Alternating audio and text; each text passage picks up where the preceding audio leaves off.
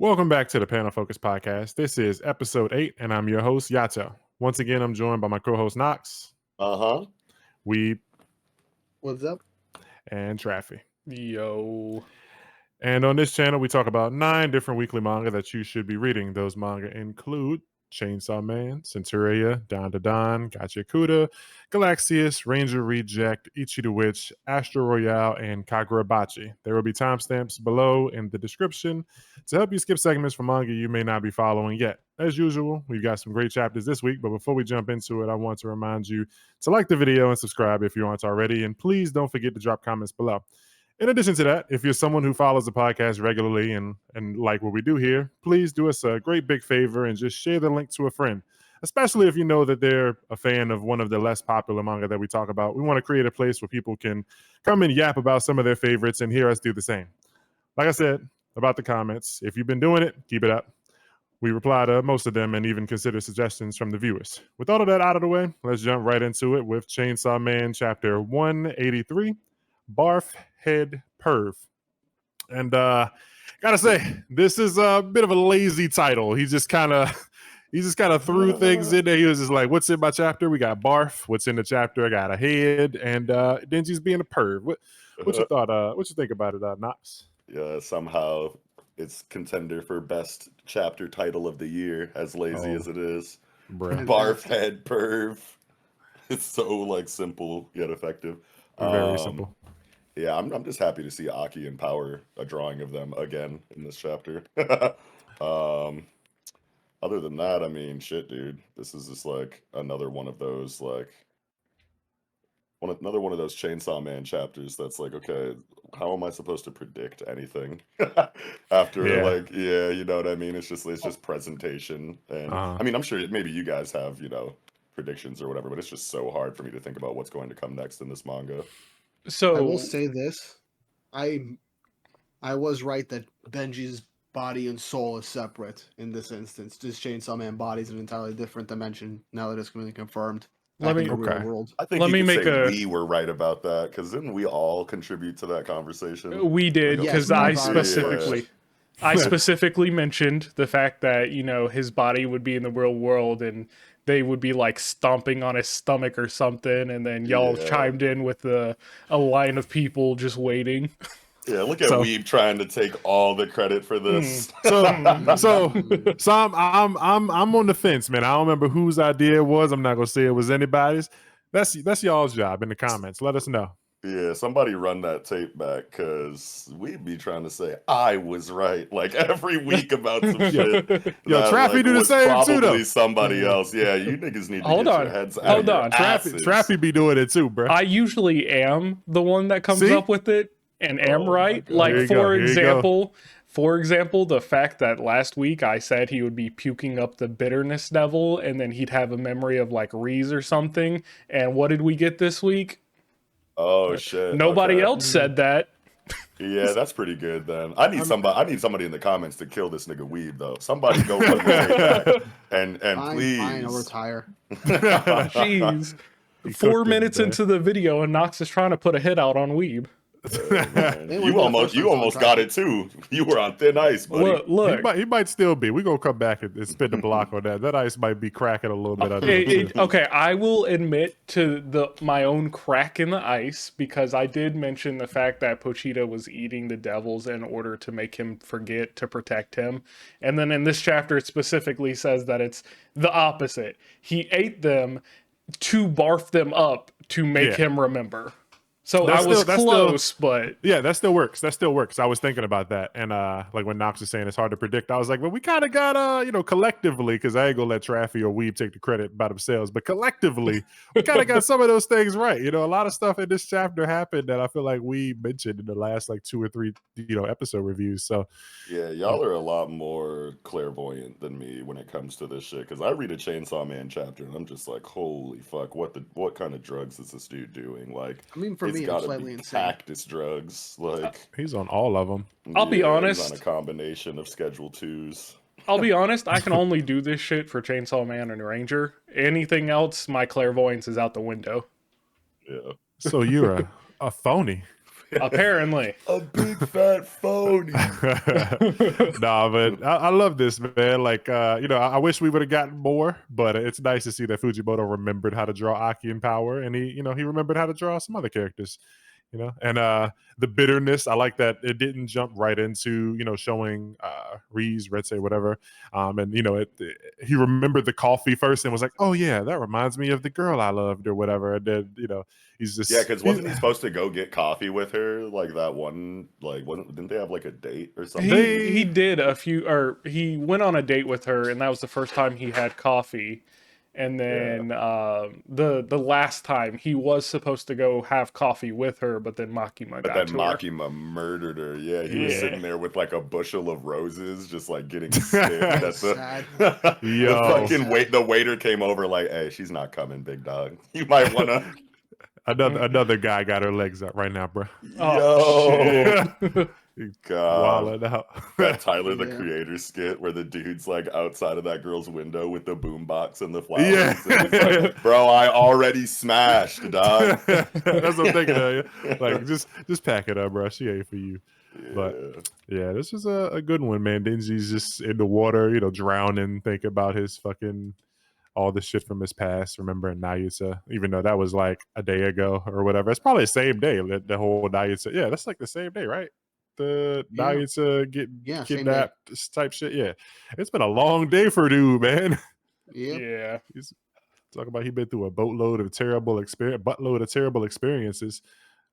It's been a rough day / week for Chainsaw Man, and Pochita's just in his memory, just happy prancing along, just doing a little doggy walk or whatever this is. So I did tweet about this chapter, and I said that essentially in every other manga, seeing Denji in this chapter would feel like character regression, but because it's Fujimoto and because it's Denji, it works. Makes sense. Did you say you tweeted? Yeah, I tweeted. Imagine still using Twitter. No, I'm kidding. Thought you were a skeeter, bro. I'm both. I'd be copy and pasting my tweets. Oh hell no. He wanna dim. Yeah. But yes, so fucking Yoru, is it Yoru? No, it's Asa. Asa yanks him out of the water. I was gonna say Yoru like cares, I guess, but I mean she did kiss him, but no, it's Asa. She yanks him out of the water. It's like, what are you doing, you dumbass? Been through all this shit. And so she, I guess, saves Denji. He probably can swim. Would have pulled it. He would have got out of there eventually if he didn't just drown to death. But fun fact, you don't see Yoru at all this chapter. It is all Asa. Yeah. I was like just realizing that as I'm thumbing through the chapter again, because he was like, was it Yoru? Was it Asa that pulled him out? And I was like, hey, is Yoru even in this shit? Yeah, no, she's not. But yeah, so Denji is using his brain. He's come up with a plan. He's decided he still has something to live for. He popped a boner and he ate some sushi. So the world isn't all shit. Yep, Denji being Denji. And now let's see. This plan is either going to be bizarrely genius that only Denji can come up with it, or it's going to be incredibly stupid. It still work. Oh my god! Watch it be some shit like he tells Asa to climb in his mouth, and then she comes out of Chainsaw Man's stomach. I was thinking that, honestly. I was thinking like he'd get her to like punch him in the stomach a bunch of times or something. Until he barfs up what? I don't know, like just something. Well, I mean, he's got a lot of stuff in there, like nukes and stuff, apparently. So, like, what if she just keeps punching him and it's just like a fucking random bag of goodies? He just keeps spitting out like horrific devils and stuff. Like he spit, because remember, Makima said he ate like fucking Nazis and like the fucking Sixth Sense and a star that made people lose their mind. Like, I'm pretty sure she's things devoured. I think she said he ate like AIDS too or some shit. Yeah, and a bunch of stuff that like doesn't exist, like Arnolone syndrome or something, like some shit that she just made up, like for the series. Like it'd be crazy if he just starts barfing up a bunch of shit that like just fucks with the place. Because I think no, I want to say back in part 1, people were thinking that he ate hell, but I don't think that. I think that was confirmed not to be the case. I never thought he ate hell, but that was something that we had went back and forth about in our like maybe it was like our final Chainsaw review that we ever did in the Project Manga days or whatever. We're like, did he eat hell? Did he not eat hell? I don't Yeah, I think. think Something I don't remember think us he arguing did. about. Yeah. Yeah, I I think think they mentioned the Hell Devil before and Hell itself. Because if you ate the Hell Devil, they probably forget about Hell. and I think Right. yeah, and I think that's where the falling, like when in the Falling Devil arc, I think that's where they were back in hell when he was on the plate with the big fucking worm dude who was that was the Judgment Devil, I think, or whatever. I forget what it was called, but pretty sure that was hell, and there was doors and shit. So maybe he spits up fucking I don't know something. If he spits up nukes, that'd be crazy. That was another thing that I had remembered from my old time like reviewing Chainsaw Man, just because you brought it up, like all of the things that like never actually existed in reality, but that like Makima listed off as things that he ate that was just made up by Fujimoto Tatsuki or whatever, Yeah. and like the way that that kind of like invokes like a similar feeling inside of the reader reading it, where they're like, wait, I don't remember that, what is that? And then you go to like Google it and it just like doesn't exist. I always thought that was like such a brilliant Yeah. idea from Fujimoto to include things that are, you know, easy to remember, like Nazis and AIDS, but then like other like completely made up concepts that have the reader like, oh my god, he ate that shit because I don't remember, and then you Google it and it's just never real. It'd be crazy if he made it just to spit it up, and it does feel like something that should exist. So it's not like it doesn't feel like a forward thing. It's like, oh wow, that was it. Did I didn't think about it. Like it'd be cool if he's able to spit up something that like was made up, but it feels real. Some Mandela effect shit. Yeah. It's like did that really exist? Like he really he pukes up a copy of that Shazam movie that Sinbad apparently never starred I saw the movie, bro. No, you didn't. I saw it, man. No, you didn't. He's just a crackhead who tried to sell that lie in an interview one time. Bro, I remember being like 9, seeing that movie. It's like, wow, I don't Maybe know you're that on dude. Crack too, then, bro. I don't know that guy. Like, why would I make that up? I know, right? It's like pukes up the black stripe on Pikachu's tail. That was never there. Yeah, there's a lot of stuff you could apparently puke. Like I think hybrids, like the word for like devil hybrids is like was eaten too or something. I don't know. I'm pretty sure that was one of the things like Makima said, like the word to like describe what these guys are was eaten too. Wow, that's crazy, because there was like a lot of confusion in the community about like exactly like what hybrids were and how they worked, and the difference between like hybrids and like fiends and shit was like, I remember that being like an argument inside of the community however long ago when like part 1 was still running. So that could be like a funny like metatextual like wink at the greater Chainsaw Man discussion community, like, haha, you guys don't know how this shit works because he ate that shit. Yeah. So I wonder if so far the 2 devils that he's spit up, they've both been like heads, you know, like the Snow Devil was just like a fucking head or a worm of a head or whatever. Now the Bitter Devil is just a head. Like are these things just heads like when they're full, or is he like when he spits them up, is just like he didn't digest the head or whatever and just the head comes out? So like if he does spit up like nukes, or if he does spit out Nazis, he just spits out like a Nazi head or something. Spits out Hitler's severed head. Yeah, and he's just like on the ground rolling, yelling fucking, you know, bad random words, German swear words. Yeah, it's just a head to like just kick him, like get this shit out of here, yo, get him out of here. That'd It'll be be funny. like that Dragon Ball Z movie where Hitler shows up. What? That was a thing? Yeah, Hitler's in a Dragon Ball movie? Yeah, Fusion Reborn, villains of hell were being spewed out through some bullshit. Yo. And Hitler just showed up, and Goten and Trunks just killed him again. Oh man, that's great. I gotta go watch that. I feel like I've seen that movie. What? I'm about to just YouTube that scene after this. Here's the thing, I would be surprised if that got removed from the English broadcast or was like censored in the English version. I'm Google searching Dragon Ball. I'm searching Dragon Ball Hitler right now. Bruh. You about to get put on a list. Yeah, you going straight on the list. Fuck it. But yeah, so Denji it's definitely gonna be one of those goofy, crazy plans, like Denji lighting himself on fire to hurt the darkness devil. Whatever happens, like maybe he just starts eating the trees and trying to shit them out or something. I don't know. I just came up with a super smart plan. For a dumbass, that's not really possible. Hey, we've seen his super smart plans. They work. They're functional. He did light himself on fire that one time to fight the doll devil or Santa Claus or whatever that shit was. It did hurt. Yeah. It hurt, but I don't know. I hope he does something to like wait. Maybe like if he thinks if he tries to talk to Pochita like inside his brain or whatever, like if he goes into his little mental space, like the armored Pochita form that's outside can also like talk to him, and they can like kind of talk telepathically or some shit. And he's like, yo, Pochita, just start throwing up shit. Okay. Or go back to the people getting in line and stomping on his belly. I'm here for it. Or fucking Asa fucking finger bang his stomach. Well, no, she can't, so her powers don't work, but she can punch him over and over repeatedly. Yeah. Go find a rock.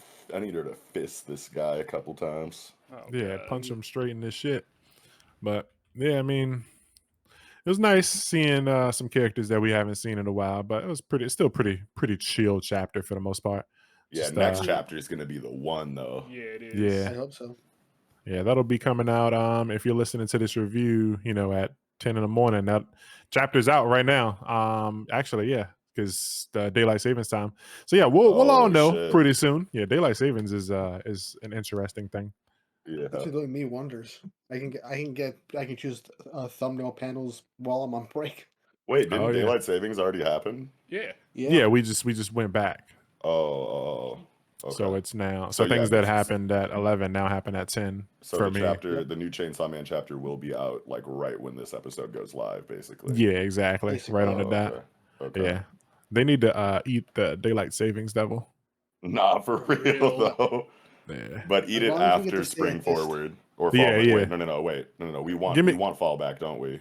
Give me the hour. I want the extra hour to fucking chill. Yeah, there we go. Yeah. You know what I mean. Yeah. This one page though, Dingy like looking in the water at himself. As long as the world still has grub and girls, I still have something to live for. And he's got that was snow. The simple things in life. I thought that was his like face imprint in like snow.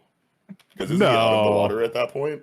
Well, he's looking like over the water, looking at his reflection. His face wouldn't have like his pupils in it from the snow. Oh, true. I guess not, huh? Yeah. Wait, realistic ass fucking. Nah, pulls them out of the water on page 9, and then they're like directly above like snow on the ground. No, 2 pages after that. 3 pages after that. Water.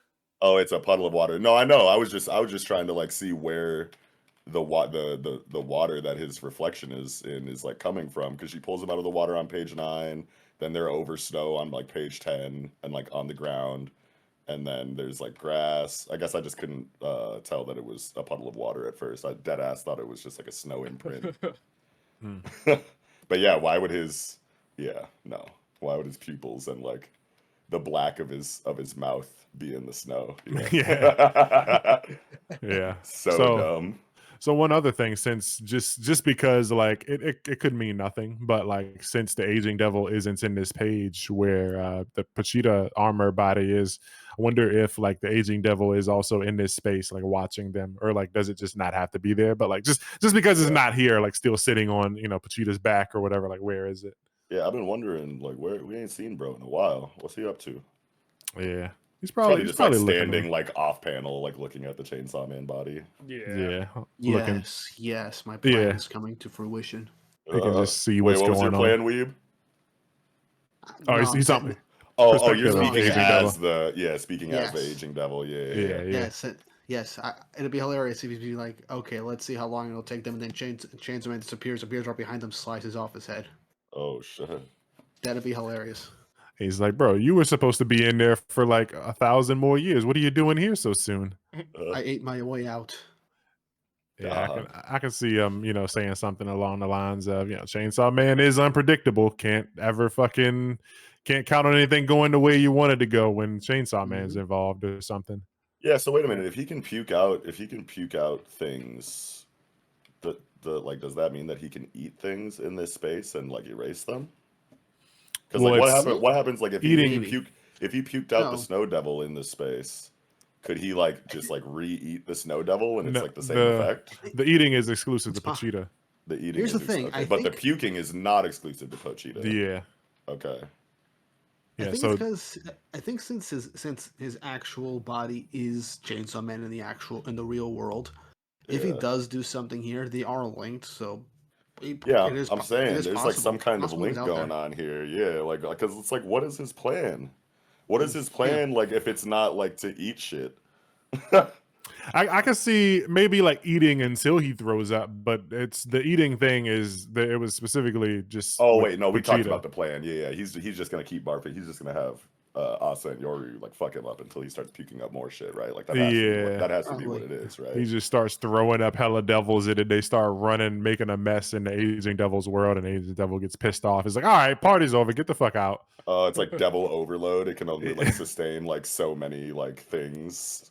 Or like so many concepts inside. Or maybe it just cracks. Maybe it just kind of likes its place to look a certain way, and it's like, summoning a bunch of goofy, freaky devils in here is kind of like not, Yeah, messing up the feng shui or whatever. Yeah, it's like I like my place to look a certain way. Now you got all these slimy, sludgy, dirty devils in here, getting freaky on my trees and shit. Get the hell out of my house. God, that reminds me of fucking Toad Baron from Teenage Mutant Ninja Turtles, IDW.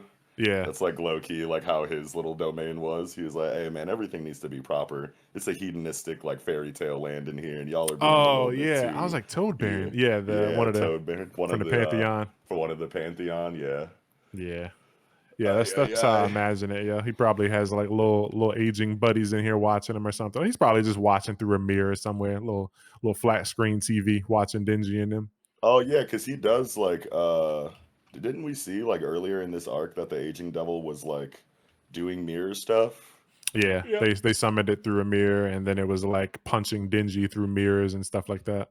The devils are always so like interesting and different. Like the aging devil is like beating your ass through mirrors, and it's summoned by like chopping off your fingers and shit and writing in blood on mirrors, and it's like, what is mirrors? I could see the link to like mirrors and aging, because it's like you need like a mirror to see how much you have aged. You know what I mean? Like one day you look in the mirror and start seeing like crow's feet and liver spots, and you're like, wait, my youth.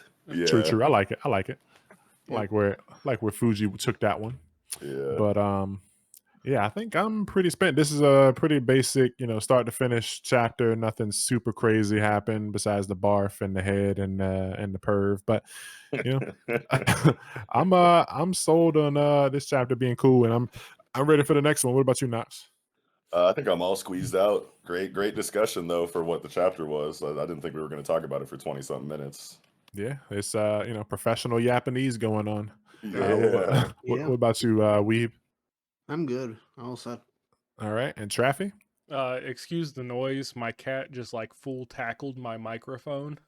But yeah, I'm good. We heard that shit. Yeah, no, we didn't hear anything. Yeah. You straight though on the chapter? Yeah, I'm good. All right, so that's going to do it for Chainsaw Man, chapter 183. Now jumping into Centuria, chapter 31, Lucas. I like this chapter, man. I was not expecting it to jump back in time, considering that we go... Well, no, at the beginning, at the very beginning. It jumps back. Yeah. You see those black gutters, Weeb? Yeah, let my guy cook, okay? Let me cook, baby. My bad. But yeah, I wasn't, considering we have a time skip in the end or whatever, I wasn't expecting a flashback. So we see the aftermath of more of the aftermath with Julian and Arcos. And it's kind of funny that he's just like holding his head like, did you get his guy your powers? Just showing his face, Arcos's face to the fucking Cthulhu thing. And right, like you didn't even need to do all that. Like she knows who you're talking about without you floating the head in front of her, bro. Yeah, like a crazy flex.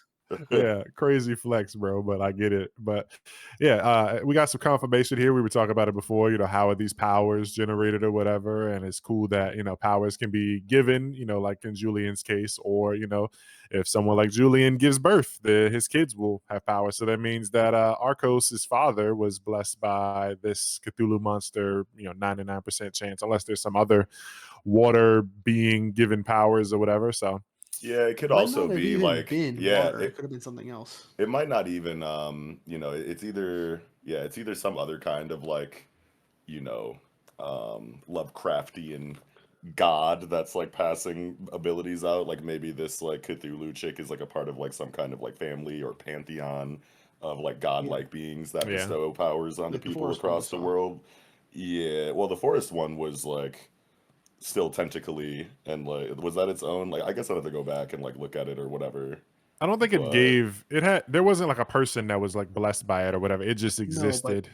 The possibility is out there. Yeah, Yeah, it's definitely possible that someone encountered it at some point and it gave its powers away to just like Julian did. So it'd be cool to see yeah. that in the future. My But yeah, but I was just gonna say, like, it might not even be the king that was given powers by, a certain entity. It could be like that nigga's like father or granddad or great grandma or something like that. And this could be like a pretty big family tree going back to a really long time ago of power transfer.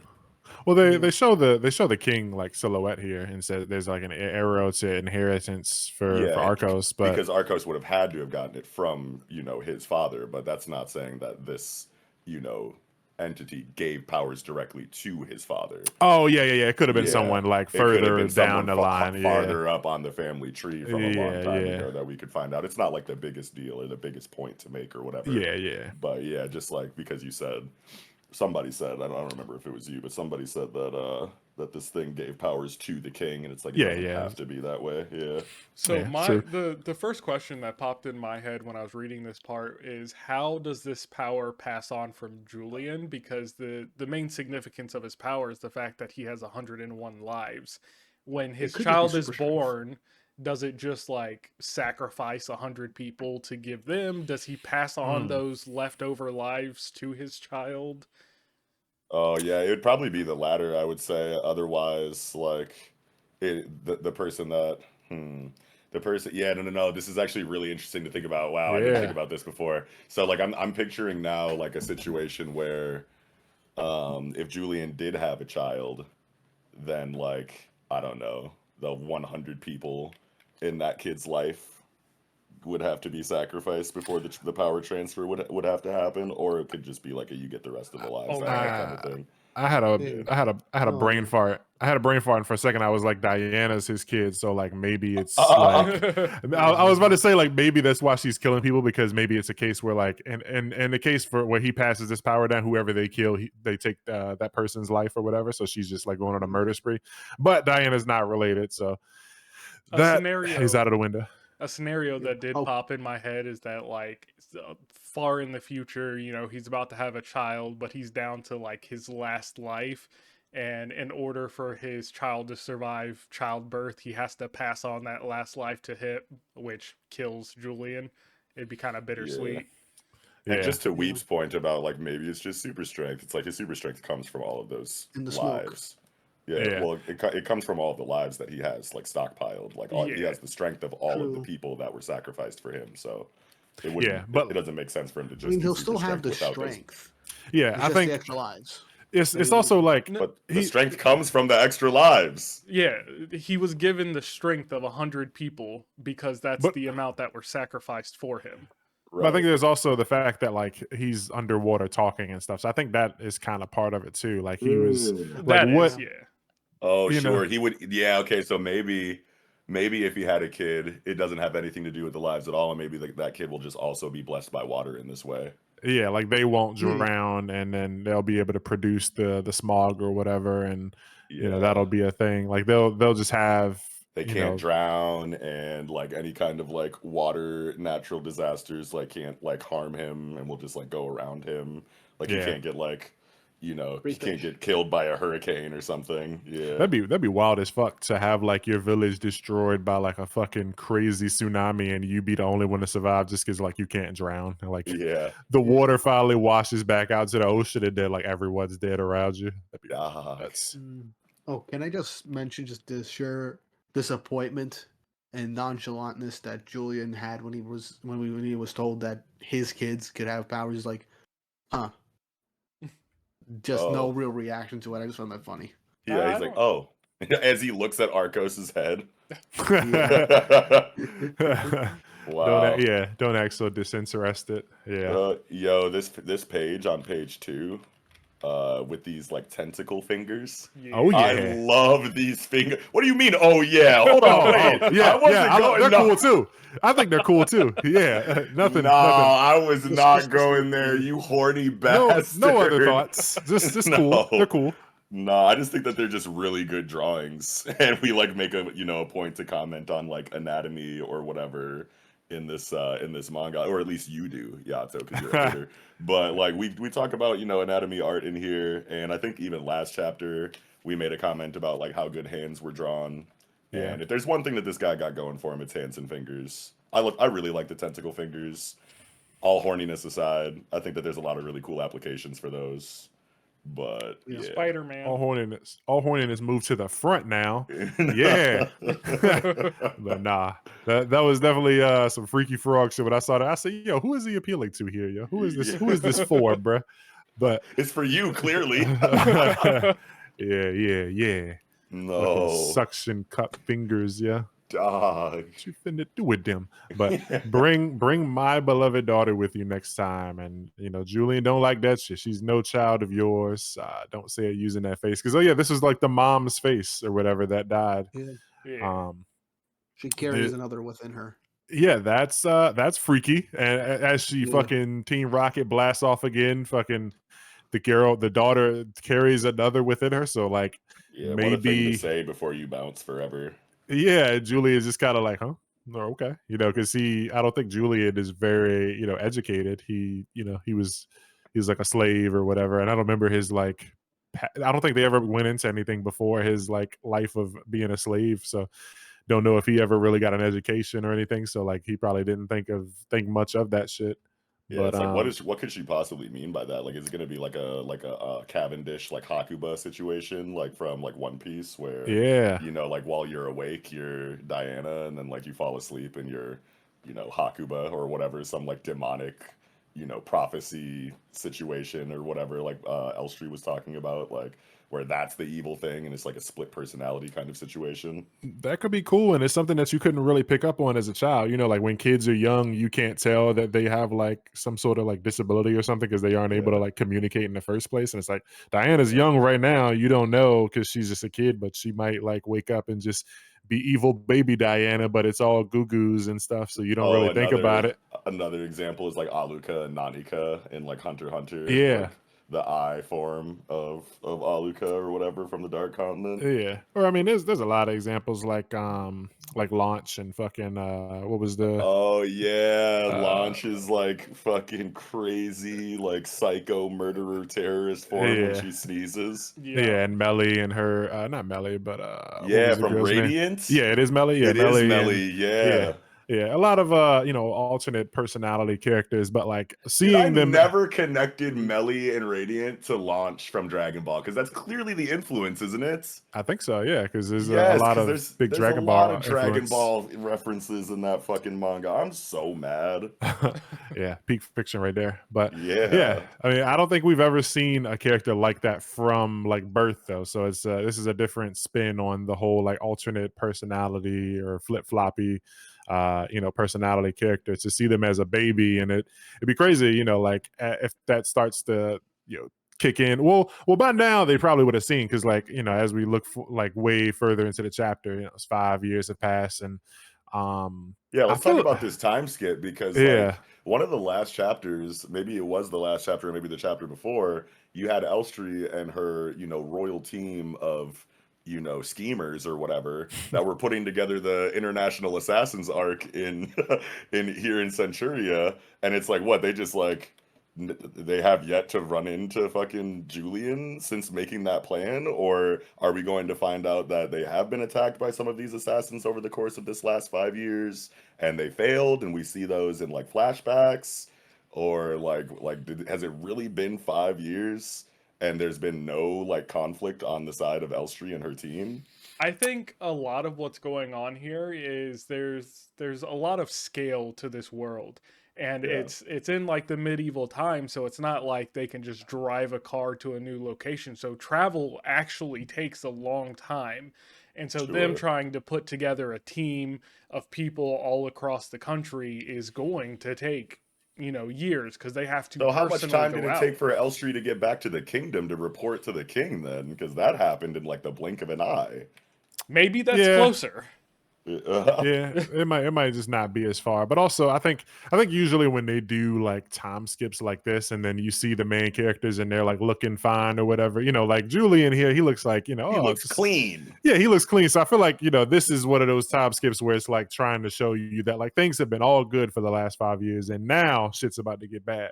Where did he Julian get ain't this got a knife? And like, what's up with this pouch? He got some drugs in there. Like, I'm looking at like this drawing of Julian on page 10, and he got some new accoutrement that he wasn't really rocking before.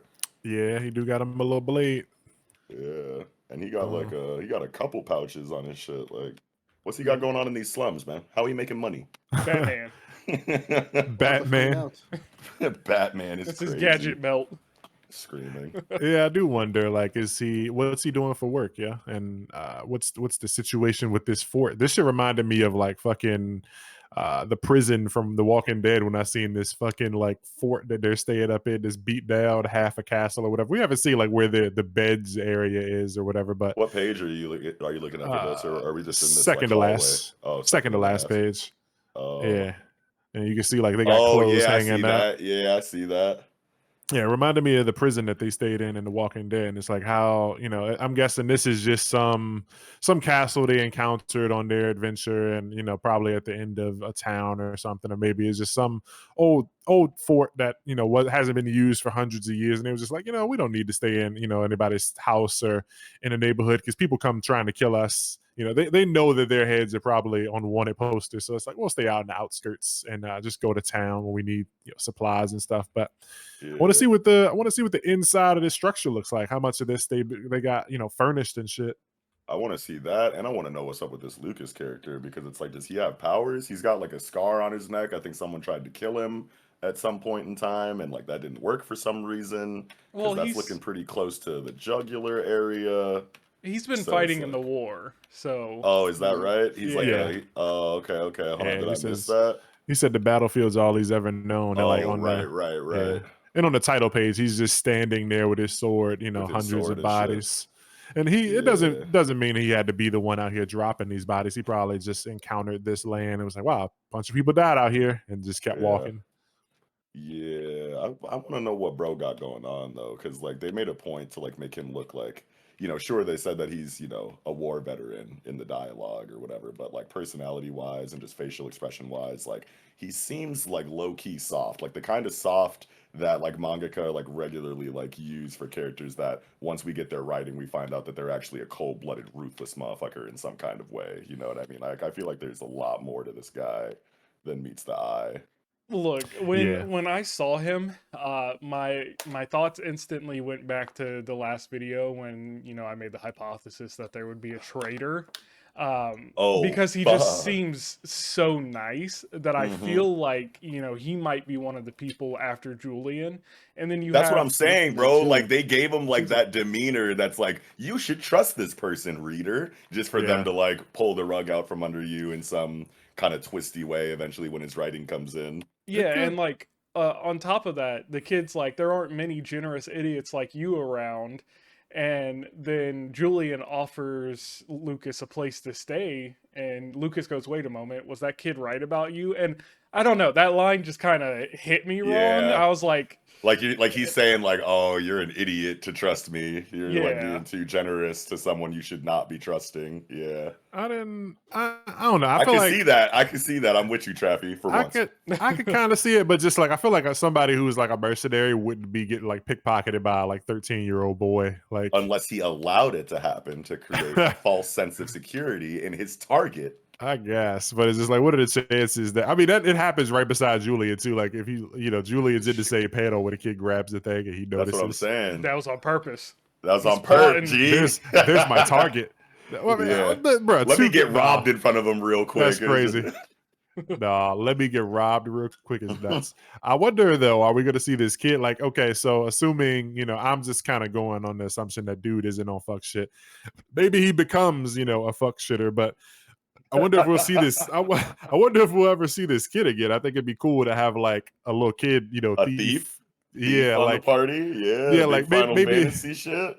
Maybe they don't approve of it, but like maybe they send him. He's like, you know, I'm not a kid. I'm not. Maybe he's one of those kids who's like, don't treat me like a kid. I'm growing. And they're like, all right, fuck it, you know, go fucking steal this like key from the bad guy's fort or whatever. You know, that you hard for real. Yeah, you're the only one who can fit in this window or whatever. So we need you to do the thing so that we can get in there and kill like the corrupt leaders of this evil village type. Oh shit. Man, you know who he's giving? What's Buddy's name from Berserk? Who all reads Berserk in here? I've seen some of it, but I ain't super familiar. familiar. Clips. Oh shit. Okay, so you wouldn't know then. But there's like a little. God, why am I forgetting his name? He's like a little like, you know, um, he's like a short guy complex, like inferiority complex. Like looks up to Guts. Like he's like a small, like Rickard? 15. Is that his name? I feel I like I've think so seen because him. I remember. I have been spoiled on Berserk. I know that some of the characters' names. God, dude, why am I blanking on this? But it's not Serpico because that's like the fencer dude with Farnese. It's not I yeah. remember who you're talking about. Yeah, he's like a I just little don't know kid. his name. He's like a wannabe mercenary, like hard ass Yeah. warrior. He like looks up to Guts. It's giving that dude. Yeah. I can see it where he's like, wow, these dudes are actually fucking kind of like maybe like a day or two from this like incident. You know, Julian is stopping another thief or something, or maybe the kid gets in trouble and and they save him or whatever. He's like, wow, these dudes are actually cool. Sorry, I robbed y'all the other day, but like I'm not giving that money back. But you guys are kind of cool. Yeah. Yeah. I'm Or like, literally googling it right now because it's pissing me the fuck off. I know who you're talking about. Isidro. Okay, yeah. God. I can't like I Rickard, remember seeing him. Rickard is from the Rickard is band like of the the Hawk. he's like the sole He's from Band of the survivor Hawk. or whatever from the Yeah. Band of the Hawk or whatever. That didn't go to the eclipse for like whatever reason. Anyway. Okay. Spoilers. Spoilers Good. for a 30-year-old story arc. How dare you talk about what happened to Ace, even though it happened 25 years ago? Don't you ever? Yeah. But yeah, Anyway. man, mercenary guy. I don't know. I still feel like mercenary dude wouldn't be getting robbed if he was gonna be a bad guy. I feel like he would have tripped the kid up, threw some fucking dirt in his eyes, and stabbed his nose or something. I don't know. I will say that Yeah. another thing that kind of gave me like a red flag for his character is this forced familiarity. Like he just met Julian. He's like, I'll call you Jay.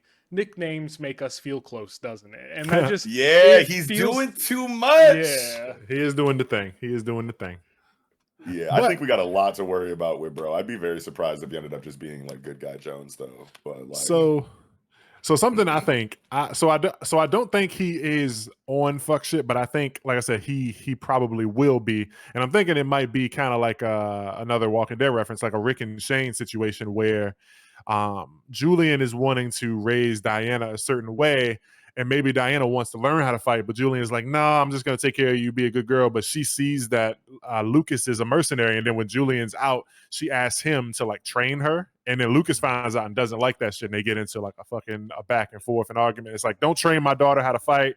It's like, your daughter wants to learn, man. You should teach her. And it's like they get into a fight over that.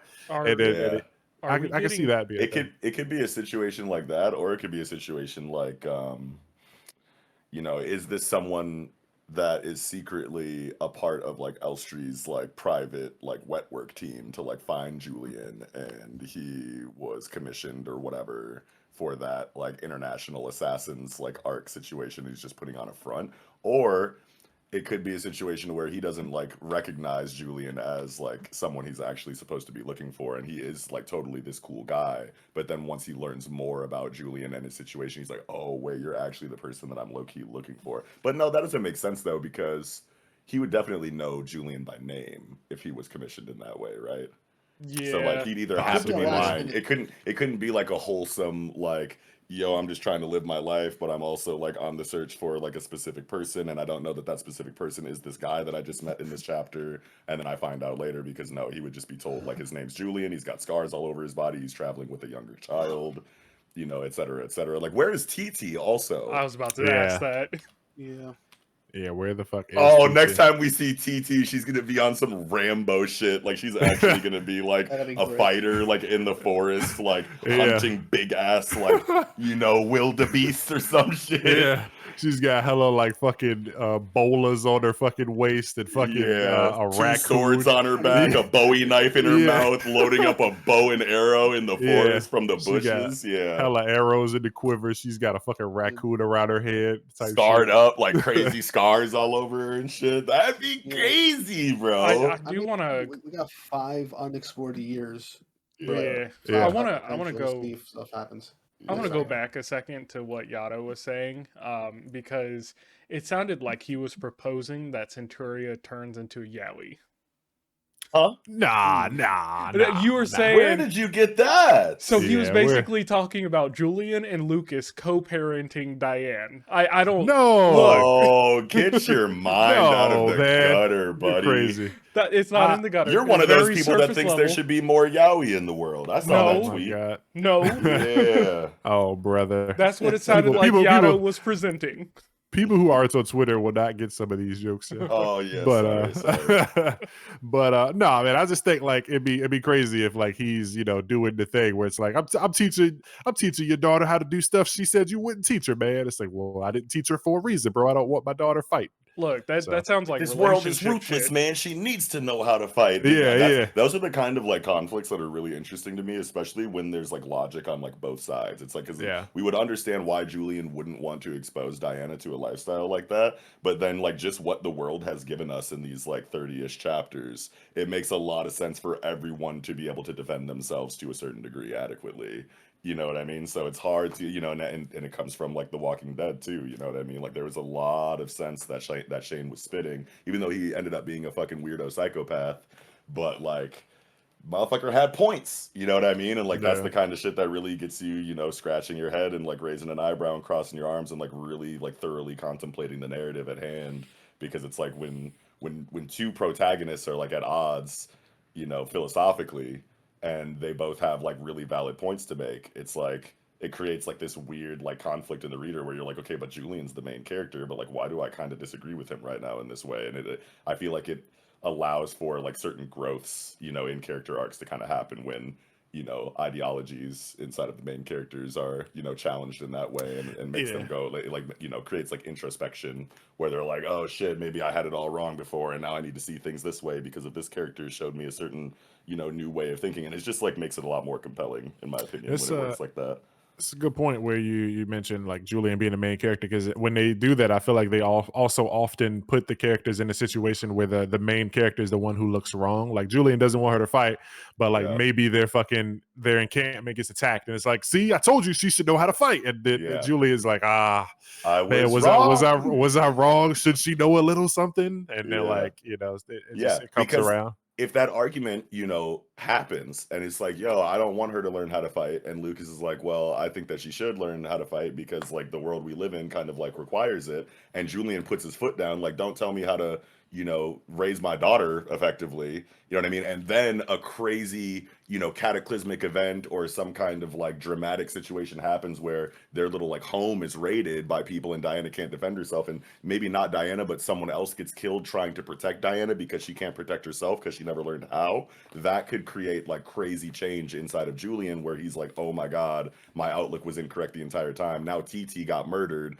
because I didn't want to let Lucas train Diana in this situation where she could have held her own, but someone sacrificed themselves to protect Diana because she never learned how to defend herself. Like that's like really, really interesting stuff to explore, in my opinion.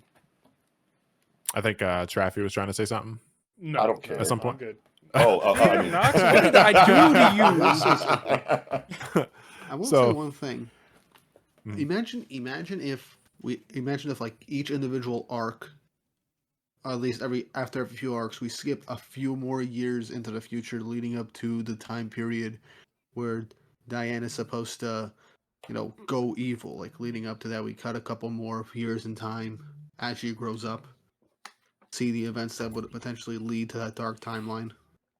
Yeah, I think that'd be fine, because I mean, there's no realistic way to like show that Diana grows, 11 years otherwise, unless they plan to do this shit for fucking 20 years. So yeah, wait a minute, wasn't Diana like a fucking infant before this time skip? Why is she giving like 1 or 2? Yeah, why is she giving 12-year-old 5 years later in this? That's like, exactly what I was thinking. That's what you was talking about. Weren't you talking about that last review or the review before about like how she could just age a lot faster? Yeah, maybe because something. She's this weird demonic prophecy baby. Yeah, I was thinking maybe something like happens, like they cast a spell and she gets like the fucking Triceraton or whatever, like they force age her like 18 years.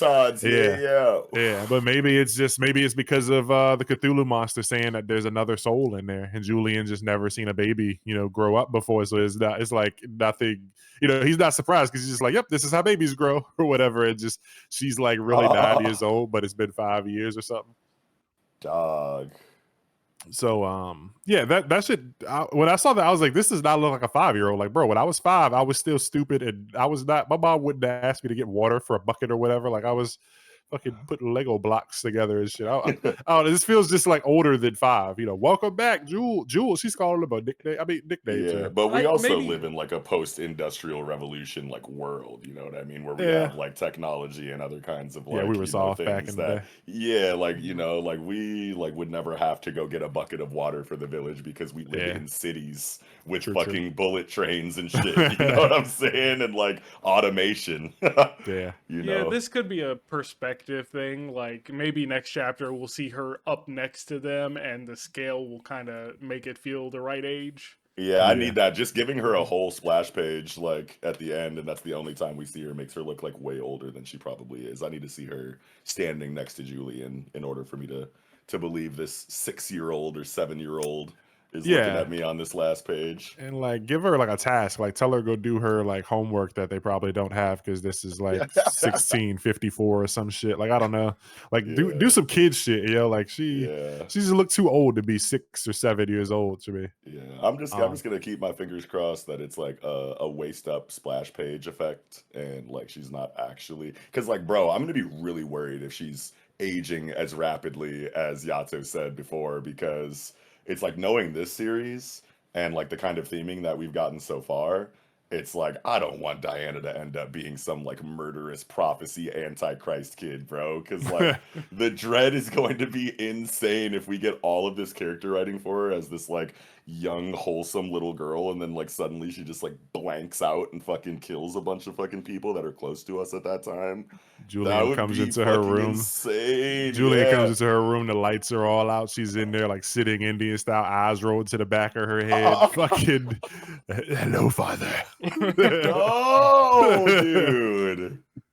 So you did a great job raising her, but she's mine now. Oh, just like speaking in tongues. Some exorcist shit. Super devilly speak, Fuck, dude.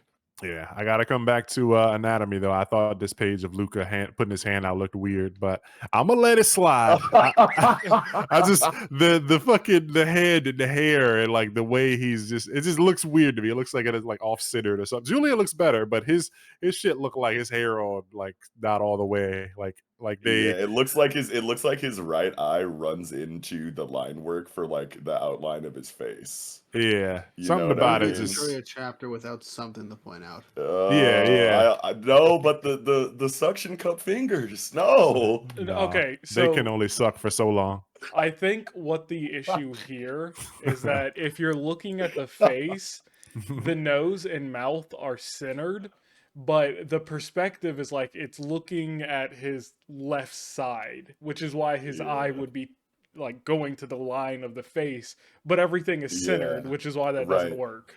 It looks like he's being yanked, like kind of like, when somebody's on stage and they grab you, they pull you off with the umbrella or whatever. It looks like he's kind of like not very fast, but it looks like he's like going to the side or something. I don't know. It's just his hair is flowing to the left or whatever, and you cannot like apply the Fibonacci sequence to this facial drawing or whatever they be doing with those memes or whatever. What is that? That's the golden ratio. Yeah. Shit would be jacked up, bro. So yeah, this shit is not up to size, Oh shit. Yeah, but great chapter. I hope we see the kid again. I really hope. Like, I want the dude to be an ally, and I want the kid to also be an ally because we need allies, man. We can't do this alone. We got an army of Thief Kid being an ally on some Isidro shit, but like Lucas is giving twist villain. Come on, man. Like radiating twist villain. Like, I'm sorry. All right, I need y'all to remember this before y'all start giving me, because I said it first. I said it first. So run the tape back on me. I ain't get credit for shit. I mean, shit, man. The tape don't lie. I know that Party Jams got me. So when Rick said pull up and give you the business, I don't want to hear shit on the next review. He ain't gonna lie. I know he ain't gonna lie. Nah. Fifth member keeps it real. But I think we was trying to say something. Were you trying to say something there, Weep? A second ago? No, I don't think so. Okay, just I ain't wanna cut you off. What But a good host you are. Type shit. But you know, we got snacks and shit on the table. Help yourself to fucking black licorice, you know, Yeah. your favorite. Where? Oh, yeah. You're offering the black licorice. I was like tapping back through the chapter, like, hold on, wait a minute. They offered this nigga some weird medieval grub food. Nah, man. I'm being a good host, yeah. Thought there was gonna be like pig ass and sweet cream on a plate because it's like Yeah. $12.50 in this universe or some shit. Yeah, pork butts and taters, yeah. Oh shit. Flies flying around it. All right, bro. anyway. So there was the fucking so I pointed out the fucking weird Luca anatomy. Also, you know, nicknames are I think it was you, Doc, said it. The nickname thing, he is kind of doing a lot, and it's like He's doing too much with that, isn't he? Yeah, it's like I don't think I've ever seen you know, other than like a kid, you know, like fucking like Luffy calling, you know, Shirahoshi or whatever, you know, some goofy name. Yeah, like other, you know, stuff like that where characters are picking or like they're young and they can't say it. Like here where she's like calling them Jules. Like I see kids doing it, but I don't think I've ever seen a manga where like a grown adult calls another grown adult a nickname. It's like, hey, immediately. And like here's the thing is that like he's clearly speed running the trust here in this chapter because like look at all this. So the kid robs him, and then conveniently in front of Julian fucking like does some crazy Spider-Man shit and like gets the, you know, apprehends the kid or whatever. And then he's like, you know what, man? You can have all of the money that you just stole from me. He was like, I need to make this shit last. You know what I'm saying? He was like, this is not enough pay, you know, to get me through whatever. So I'm going to have to like really ration this properly. That's what he was saying to himself before he got robbed. You know what I mean? And who knows if that was that wasn't within earshot to Julian. Or wait, he was saying that he was just thinking it to himself. Okay, so maybe that's like the red herring here. Maybe it wouldn't be a red herring. Maybe he is just a really good dude. I don't no. Oh wait, no, because he was just thinking. I was about to say you could see Julian's fucking hair and like head, I think, in the bottom of the panel where he says that to himself. So that is him, but he's still thinking. Yeah, but he's still thinking that. Yeah, that's why I went back. Like he's. But anyway, so the kid robs him. He says, "My hard-earned cash," and Julian's like, "Hard-earned cash just got robbed from somebody." Like that's like. That's the panel that, like, you know, my spider senses are tingling. Yeah, like they show Julian notice this in the bottom left corner. Then he hits his little fucking Spider-Man shit, apprehends the kid, and then the kid gives him his sob story, and he's like, you know what, man, keep that shit. It's all good, bro. And so Julian's like, oh damn, he gave him all of his money.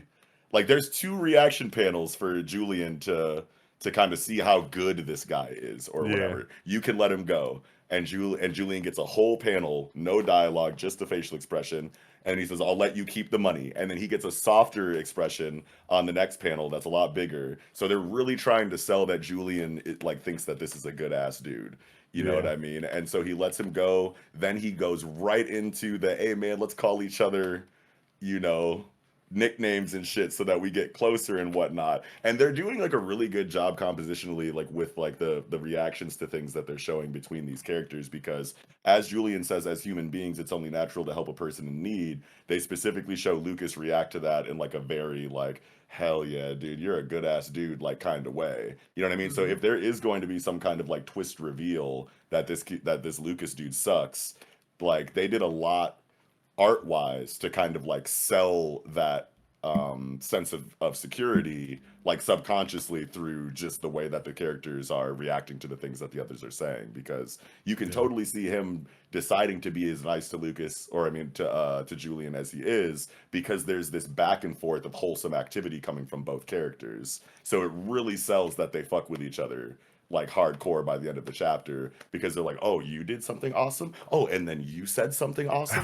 oh, and then, you know, and it's like, okay, these dudes really like each other, you know. But then also friends? Those red flags that me and Traffy, you know, have been talking about are still there though. You know what I mean, at the end of the day. So it's like an experience versus presented content kind of thing, because my experience says that they're doing a little bit too much with this guy and there's going to be like a rug pulled out from us eventually in regard to him. But then also in the art, all of their, you know, actions and dialogue make sense based on what they've seen from the other person. So it's just really well done if this is going the direction that we think it is. But yeah, I think just historically, these type of things do usually lead up to that character being like a backstabber That's or what I'm like someone. saying. Yeah, but I really hope it doesn't. Like, I hope something happens, but it's not like on purpose. Like, I was just thinking, maybe they get into an argument or something, and I can see like Lucas going back to like a bar or something. And he's just drunk, rambling like, stupid fucking Julian and his daughter, like, to hell with them. And like Elstree and her crew are just like walking past the bar, and she's like, excuse me,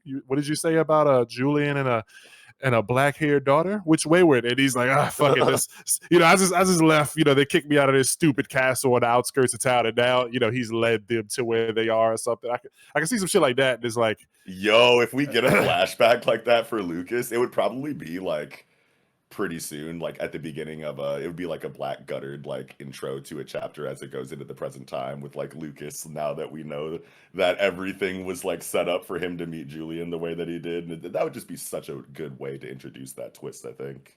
Yeah, I want to see, like, I want him to be homie, but I do want him to fuck something up, and then it'd be like a big deal, and then it's like, man, can we even trust this guy? Right. And he's got to like win their trust back and shit. I want the kid to join them too. Somebody on Twitter said also, which I think I thought it too, but I didn't like put words to the thought. But the Lucas looks a lot like fucking Diana, whatever. They have like similar features. So like, I don't want it to be the case.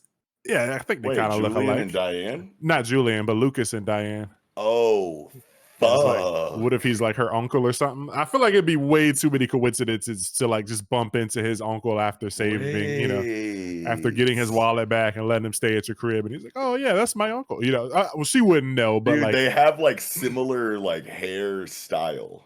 Yeah.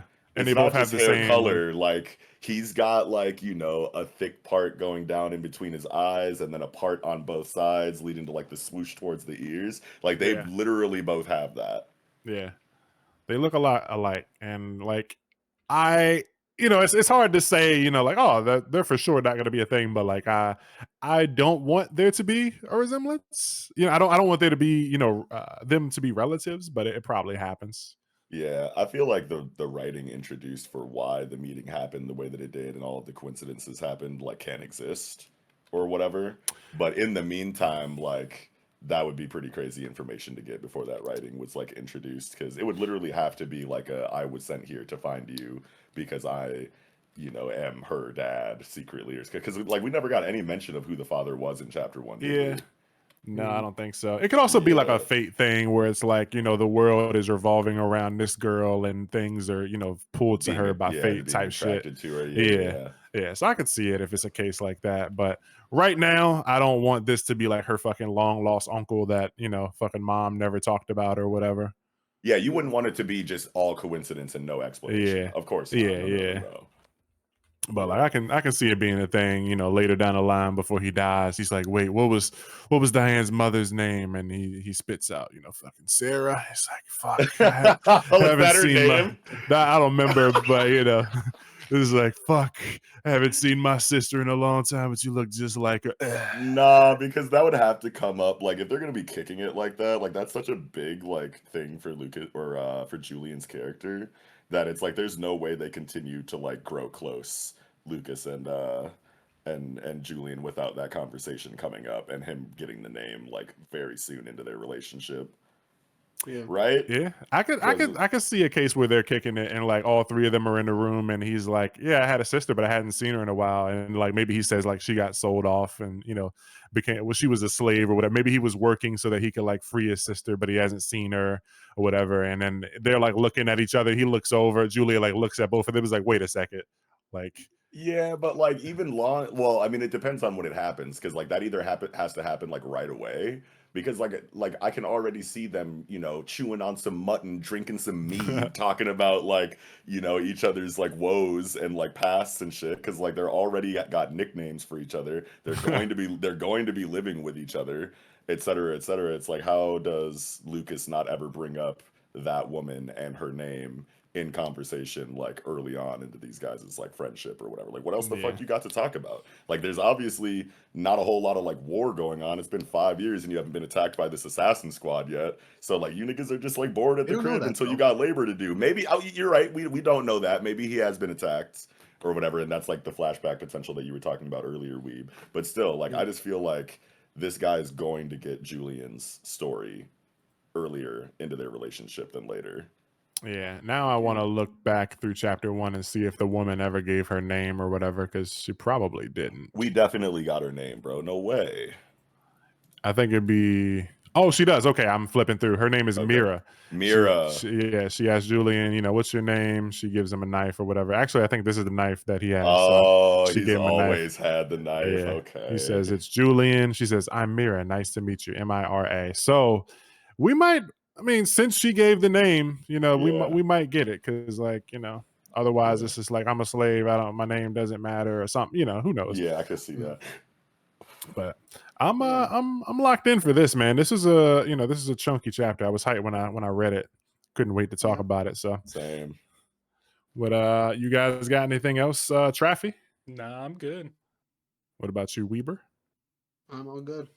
And Knox. Last thing I'll say is that I'm like really like at first when I saw that it was a 5-year time skip, I immediately thought about like the wasted like storytelling potential of that 5 years. But now that like I've had this conversation with you guys and we've mentioned like how strong the flashback potential is, I actually really enjoy when stories jump forward in time and then use previous moments in time to flash back to in like moments where that information is relative in the current like story.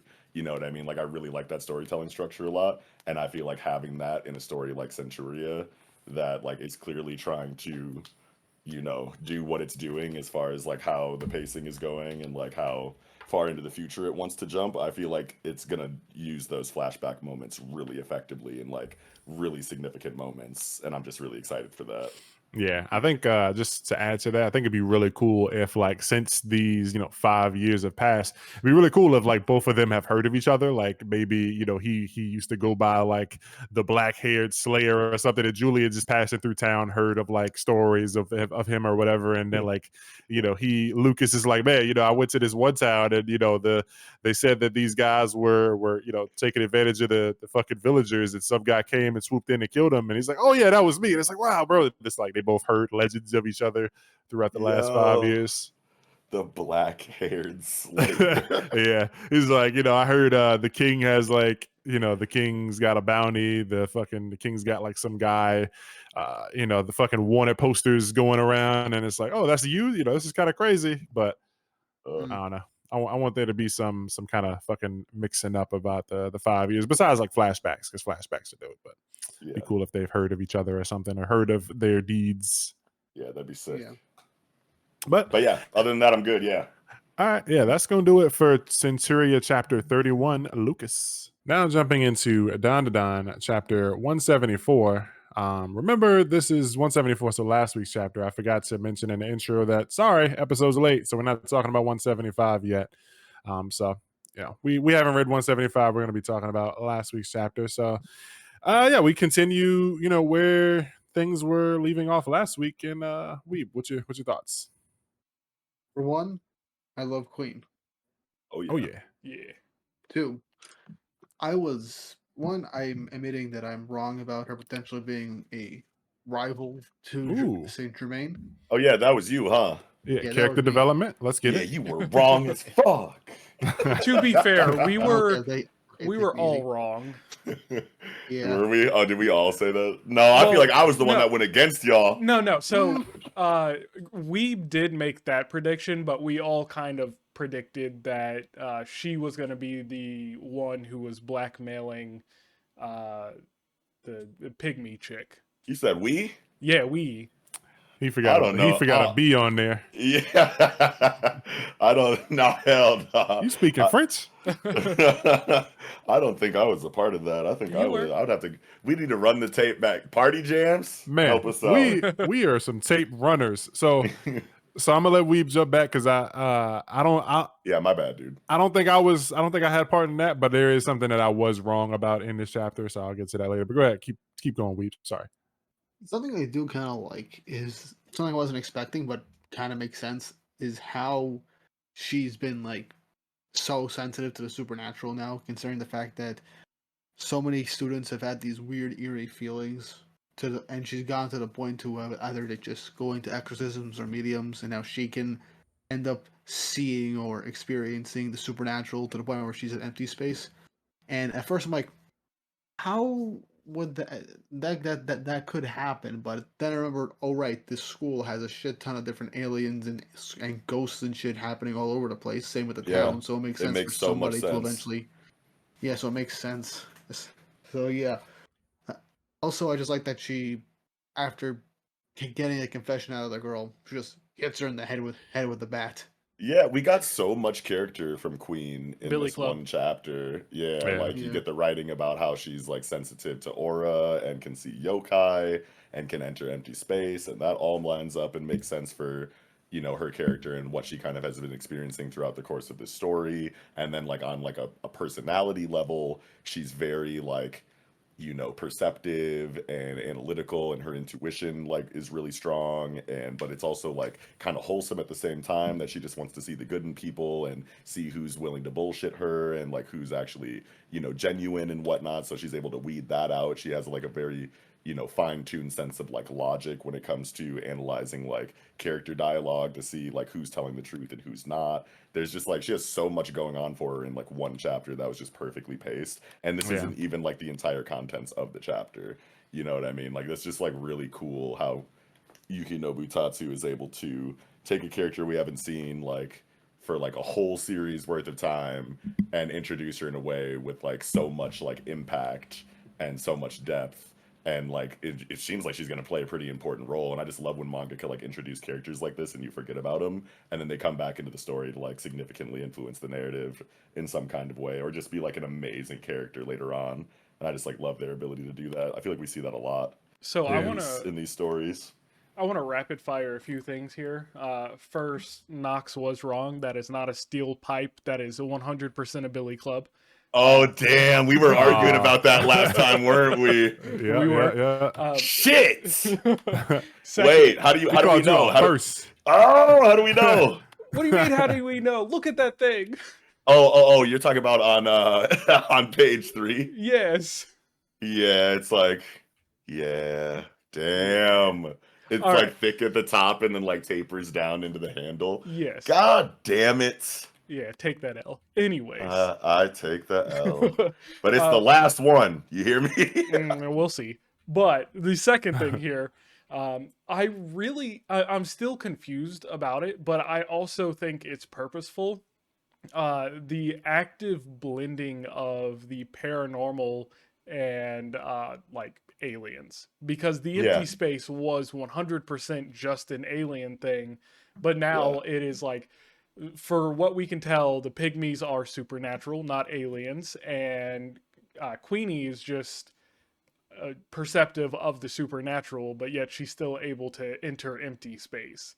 Yeah. And maybe it's like maybe it's a shared energy system kind of thing, and it just like, you know, is interpreted differently, you know, by different species or cultures on like different planets, and it is like, you know, the exact same kind of effect, but the aliens use it differently than the spirits do in most situations. I do think they call it one thing. Another big thing here is, how did Queen get into the empty space? Did what's her face bring her there, or is she just able to enter the empty space on her own?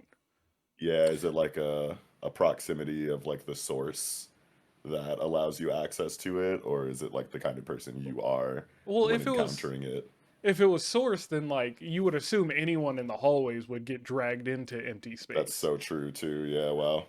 So maybe it's just people that have been there before, because like they entered it by Vamola kind of activating her suit last chapter. Yeah, and it kind of like her suit kind of triggers the empty space. So maybe anyone who is familiar or has been in empty space before just kind of automatically gets put into empty space. But that was her alien tech. Like Gigi couldn't go in there by himself, and he's been there. there. Empty space is like specifically like an alien thing so far, isn't it? Yeah, but I'm saying like maybe like because at first the kids, they couldn't like you know, help like Gigi and Vamola and Kenta were outside the room and they couldn't help the other kids, and then wait a minute. So what happened in the earlier sorry to interrupt you, but like what happened in the earlier Dandadan chapters when like the fucking the sumo yokai spirit that attacked them at their house? No, that was an alien. That was an alien? Yeah. Oh shit! What about the crab thing that chased them through the city? That was a spirit then? That was a spirit, but they couldn't see spirits. it. Yeah. Yeah, but didn't that trigger empty space too? Like, weren't they the only No. ones like running around? Oh, No, yeah, because they went into the fuck. because they went into the like sauna and there were people there or whatever. And like, they- for the crab. They Yeah. specifically Oh, said shit. no one could see the crab. Like they mentioned that.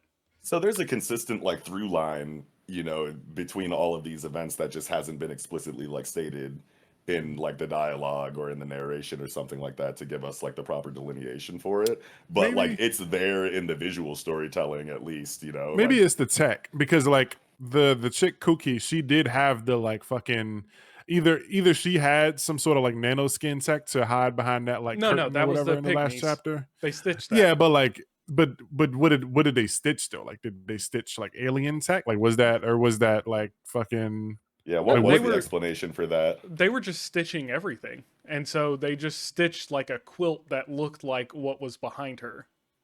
But how Hmm. how would what they were stitching create that effect of like translucency or whatever? Well, they were like stitching their clothes and like their fingers to the ground without using any fabric. So True. you can assume they can just like stitch anything, or they have some kind of material that they use for stitching. Yeah, which would Yeah. be the technology that Yato's talking that's about. what right? I'm thinking. Like maybe Well- they just have access to some kind of alien tech somehow. I mean, it feels like that's something specific for the pygmies more than Yeah, true. technology. Like more of an ability kind of thing. Yeah. So you're saying that because I'm trying to like find the connection between them stitching a specific cloth, like because it seems like whatever they decide to poke you with their needles turns into like a cloth-like substance. Yeah. You know what I mean? So like something akin to fabric. As soon as those needles like go in you, that's what allows you to be stitched to the ground and allows your, you know, body to be like stitched to like the kitchen sink or whatever. You know what I mean? So Yeah. like that effect is happening, but like that was like a big cloak over her that was meant to resemble just like the wall that it was next to or something like that. And I'm just like trying to find the logical connection between Yeah. the ability stated that can connect you to things and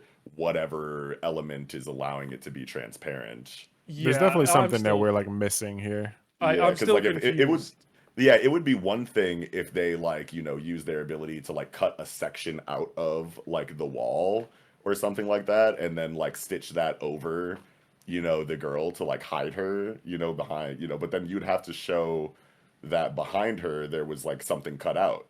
You know what I mean? Because if they were going to like cut out a piece of the wall and then stitch it over her, like that part of the wall would have to be like missing behind her, but it seemed like everything was still the same in front of her and behind her and the cloth was just see-through. I don't know if I'm explaining that like properly, but like just off of their ability to like turn whatever they're stitching into a cloth like substance, I can see them taking a section of the room out and restitching it, but then that section of the room would have to be missing, Yeah. you know, in reality because they cut it out, right? You know what I mean? So it's like there just wasn't anything indicative in the art that like showed that was the case. So I feel like there has to be a missing element here that we're not considering. There it feels like definitely something. is. Yeah, something's Yeah. missing to connect the like how this character is able to be in this like alien empty space or whatever. But normally that's an alien thing, and we're dealing with yokai or whatever. Right. That's what makes me think that it's like a thing similar to because like you remember in One Piece how like they went to Skypiea and like all of the angels were talking about using an ability called mantra. Yeah, And yeah, then- yeah. That's and I then was trying to think of an example like that. Yeah, and then we find Yeah. out that they were actually just talking about observation hockey the entire time. Yeah, and it's like- their culture just interpreted it as like a different thing and called it something different. Like, Yeah, two people are calling two different two. They're calling the same thing two different things. right? Yeah, I definitely think it's just like that's the case with whatever this power system is or energy system inside of Dandadan is that Yeah. like you know aliens, you know, from a different planet are encountering the same energy and just like manipulating it and like manifesting it in like different ways than the spirits on Earth are. But like both parties could access the power system in the same way if they just knew that, if they just understood or like learned that application of it. You know Yeah, what I maybe mean? it's just some of the like yokai know how to like tap into it. Or they just kind of like fumble upon it and figure it out by accident. But the aliens, like that's their bag. Like they Yeah. do that shit. But it's like, oh yeah, we have the resources and the fucking ability to do the thing is here. And It's just like, research it and Yeah. properly like test it over and Yeah. over again to produce different results. And yokai are just going by like gut feeling with the energy, whereas the aliens are like properly researching it over like millennia or whatever. yeah. I can see it. But yeah, we got to get some kind of explanation probably at some point for how this character is in here, because my thought was just like, oh yeah, when Vamola flipped her switch, it just put everybody in the empty space who has been in empty space before, and it's like, okay, Queen has been, but yeah, she never said. I mean, she mentioned getting involved with spiritual stuff, but she never said anything about alien. But it's possible she entered an alien spot too. She just didn't know. Yeah. The weird part, I feel like there's a lot of weird parts about it, like the fact that she can see the pygmies when that's not necessarily a supernatural thing. It was just the fact that they were small, and that's the reason that only Momo was able to see them. So how is Queen able to see them? Well, yeah, I think it is like that's like a shared thing in like across like folklore. Like that was the reason why people couldn't see like Puck in Berserk, for example, that they said. And I think that that's just like a Japanese thing as far as like really small, mythical creatures like go. You know what I mean? Like kind of like how like the catfish underneath the the ground was like causing earthquakes or whatever. It's just like a superstitious like explanation applied to a phenomenon that like got popular and became like a children's tale or some shit. Yeah, what I mean? Yeah, but Queen's able to see them.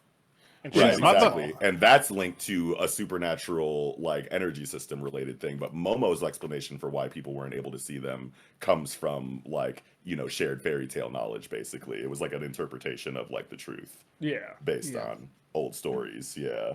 Yeah. Yeah, but it's excuse me, it's a bit of a hefty chapter, man. Something before getting into more serious things. This nurse's outfit is not really appropriate for work. Like it's appropriate for us, though. I mean, like I like it, but like I was just looking at it. It's like at first I thought like maybe she is like hanging her clothes down on purpose, but she's got like pins hanging from the top of like her jacket or whatever. So like, it's like you're around teenagers with the shoulders out like this, like not the shoulders now. I'm fucking with it. Seiko, I guess Seiko does a little bit. I'm still team Seiko though. Like that's wife for sure. Yeah, for sure. When I'm on my deathbed and they ask me what I want for my final meal, there you go. But Seiko butt. Yeah. Seiko, there with we go. Some honey mustard. Yeah, pouring honey on that thing. But she's also got like the fucking, I never noticed, but like she's got the fucking like what is it, a bow tie or whatever, kind of like the with girls wear those like buddy girl outfits, and it's like there won't be anything connecting the collar to the rest of the outfit. It's just she just has a collar with a button on it. Nothing's like touching it. Like it's not like a bra strap. She doesn't have a bra or anything. It's just like collar on with a button, and then like the rest of my collar. shirt. Yeah, it's like interesting choice for a school nurse, but go off, girl. But yeah, this was a fun chapter, and I like that Gigi got the fucking Yuji panel where Yuji was like, "I'm not lying, it was me," or whatever. I admit it. A woman who was precious to me was hurt. I saw a lot of people dragging Gigi, man. Do you think that's a JJK reference, like specifically? You think that was like direct inspiration? Maybe. I mean, that was not. Yeah, I don't really think so, but it's possible because I mean that is a big popular JJK panel, so it's not unlikely that Yukinobu didn't see that panel and was like, hey, I kind of like that, the way that was framed or whatever. But I'm gonna do that in my shit. Yeah, and Yuji pretty much had the same shit. He's like, I'm not lying. It was kind of his thing. I'm telling the truth. This is me. I did it. I admit it. It was me. Whatever, but Momo is kind of in her dialogue, kind of like fueling that moment in a way that kind of like went unsaid in Jujutsu Kaisen when Yuji had his moment. Like the reason why that moment hits so hard is because he's doing everything that Momo is telling Gigi to do in the pages leading up to the similar page. You know what I mean? So like I can definitely see that being like here you go, Gege. Congrats on finishing your joint, bro.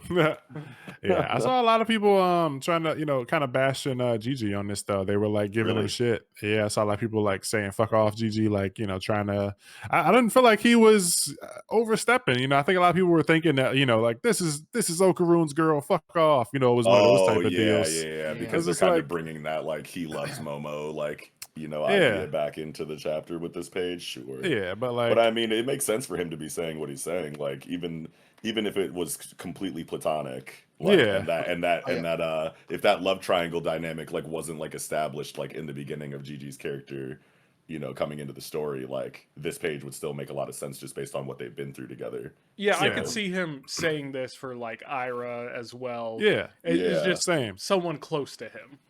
Yeah, I feel like he would say the same for any of them. Fucking Kenta, fucking Vamola, fucking Okura. If any of them got hurt, he would say like the same shit. So I don't feel like this is any like, you know, ooh, you know, I like Momo type of deal. Like he fucks with his friends, yo, and they got hurt. He wants that justice, yo. And you know, he's in a tough situation, a situation that a lot of, you know, fucking people are in the real world, where it's like, you know, the fucking guy is like trying to defend himself, you know, against a girl who, you know, obviously everybody's gonna take the girl side. Or obviously, I don't know. I don't know. It don't look good for Gigi or whatever. So it's like he's trying to defend himself, and this type of shit does happen. But you know, fucking yeah. Go ahead. Kenta is nowhere to be seen in this chapter, and I think he might be dead now. No, he's laying like, on the ground. He's on page 15. He's like knocked out, like on several after pages. She smacks the shit out of old girl. On the first page, he's on the floor. Oh yeah, and he's on page 13. And the first he's on page 10. And the fourth page. Bro been napping. Yeah, he's all over this shit. Open up them peepers, my pal. Yeah. He been napping, bro. Like they talking for 10 whole minutes and he's still just sleep. That fucking that is funny how he slept like that. Yeah. No, in the nurse's office. He's not there. Oh yeah. You mean at the end of the chapter? I thought you said throughout the chapter. He did. He's trying to backpedal right now. We gotta keep our eyes on you, man. I should have been specific. My bad. I'm screaming. But yeah, this great chapter. We got a lot of good moments. I love this. I love the moment when the fucking when the what do they call it? The pygmies are like, like when fucking she's like, I'm here. If something's troubling you, I'm here to stay. I'm here to listen to all you have to say. And then they have like this little heartfelt moment. And the pygmies are looking, they got the sparkle in their eyes, a little snow's falling or whatever. It was me. I attacked Momo. You know, the pygmies, this is just funny. They're like holding their bellies and stuff. They're like, oh, she's telling the truth. You know, that's our goat right there. Hold on. That's kind of funny because Kenta isn't in the nurse's office, but the singing chick is. Like, when did she get there? They don't fuck with bro. They're like, hey, you stay out here and guard the door or some shit. She's like hidden in the background. Oh yeah, I see her. Maybe she's everyone's here. Maybe he went home or something, or maybe he's just like laying on another couch or some shit. Still asleep on the floor. He separated himself from the rest of the group so that he can have like his moment where he's like sad because no one fucks with him, and he just got like segregated from the rest of the group during like an important moment in the narrative, and now he's like, why am I always so you know? And then we finally are gonna get his writing in a flashback or something. We're gonna see him curled up in the fetal position like weeping, and then go into Black Gutter storytelling. I promise you. He's just still outside the room, and when they leave this conversation ends, they walk out and they're like, wow, Kenta's still asleep. And he's like, you guys never checked on me. Why didn't no one check me to see if my pulse was still, you know, if my heart was still beating or nothing? I could see that too. Oh my god.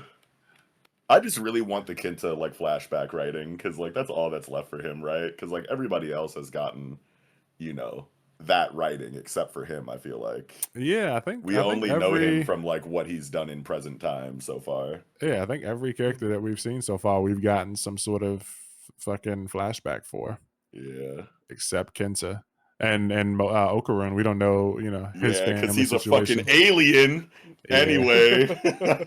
Kenta's backstory's about to bust though, dude. I cannot, like, he's saving it for a reason, clearly. Bro, imagine that's like the hardest hit to what everybody's crying. Yo, I bet you, like, dude, Yukinobu is like setting him up as like this nigga to be like roasted, you know, the whole story, and he knows how the community will receive certain characters, and sure, he's given him a lot to like about him since he was introduced or whatever, but that's still 10-gallon wiener to a lot of niggas. You know what I'm saying? So I feel like Yukinobu's about to be like, oh yeah, watch this. And just give him the best backstory in the whole shit. I can see him I can see it being something where people are like, fuck you, Yukinobu, for making me care about this dude, And he's like, oh yeah? Well, wait till you see that is my king. Yeah. Nah, the flashback is gonna be so real for him. Yeah, we need that. But something that I was wrong about was with the knife, though. I think it was Knox. You said like Jermaine didn't like poke Okarun like 3 or 4 chapters ago, and I was saying that I thought it was some kind of like suction siphon thermometer type of deal where it was like he got Okarun to admit that he like submitted or whatever. Oh, Remember and then the Okarun? power goes into the Yeah, knife. yeah. I thought it was I just going to be remember a that. siphon, and he looked at it and was like, "Huh, power didn't work, whatever." But it does actually have to be stabbed, so he just chose not to stab Okarun at that moment. Yeah, Or he I remember realized us that he talking didn't have about the power. that. Huh? What do you say, Weep?